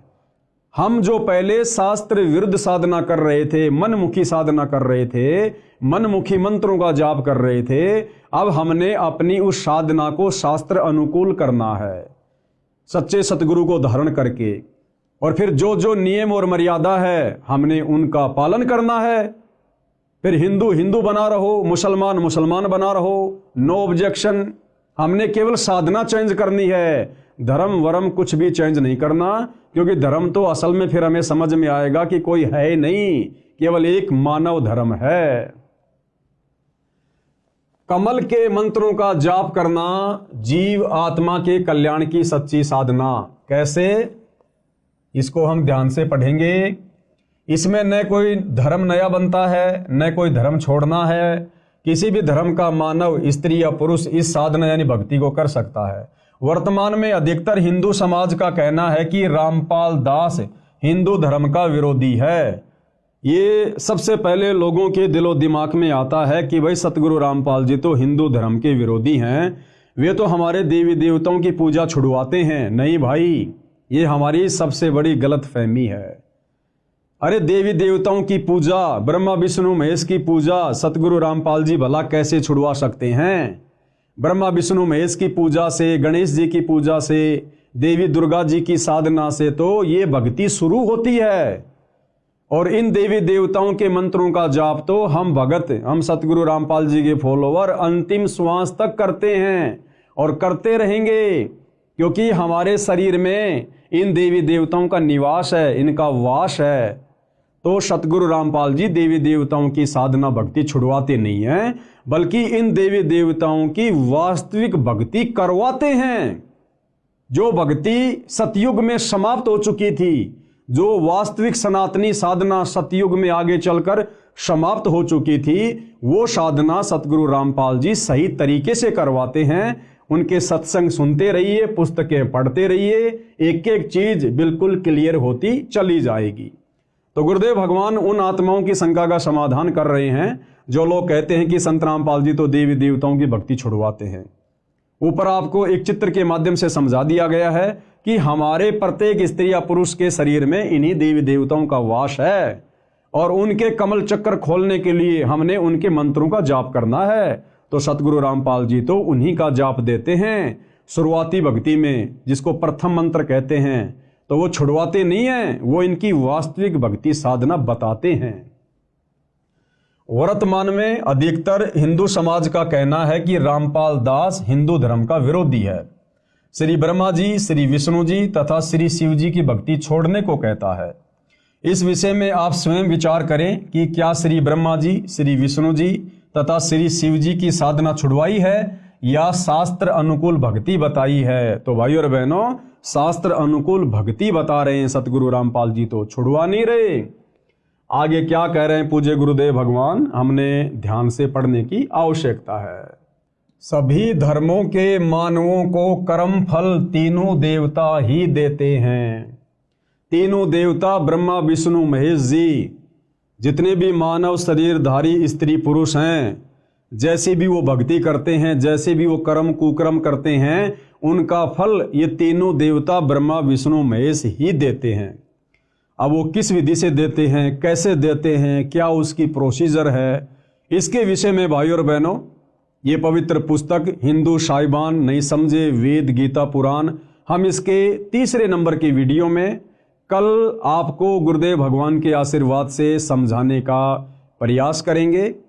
और आज के वीडियो में हम यहीं पर विराम लेते हैं। कल रात्रि 9 बजे सभी भाई बहन फिर से मुझदास के Facebook page Pawan Das is live पर लाइव जुड़िए। और हिंदू धर्म जिस प्रकार से सनातनी पूजा के नाम पर भ्रमित है, काल के द्वारा ठगा जा रहा है, मनुष्य जन्म को दिन प्रतिदिन बर्बाद करता जा रहा है, हम कल के वीडियो में विस्तार से आगे इस मनुष्य जन्म की उपयोगिता के बारे में जानेंगे, समझेंगे। तब तक गुरुदेव भगवान हम सबको आज्ञा दे, आशीर्वाद दे। बंदी छोड़ सतगुरु रामपाल जी भगवान की जय हो।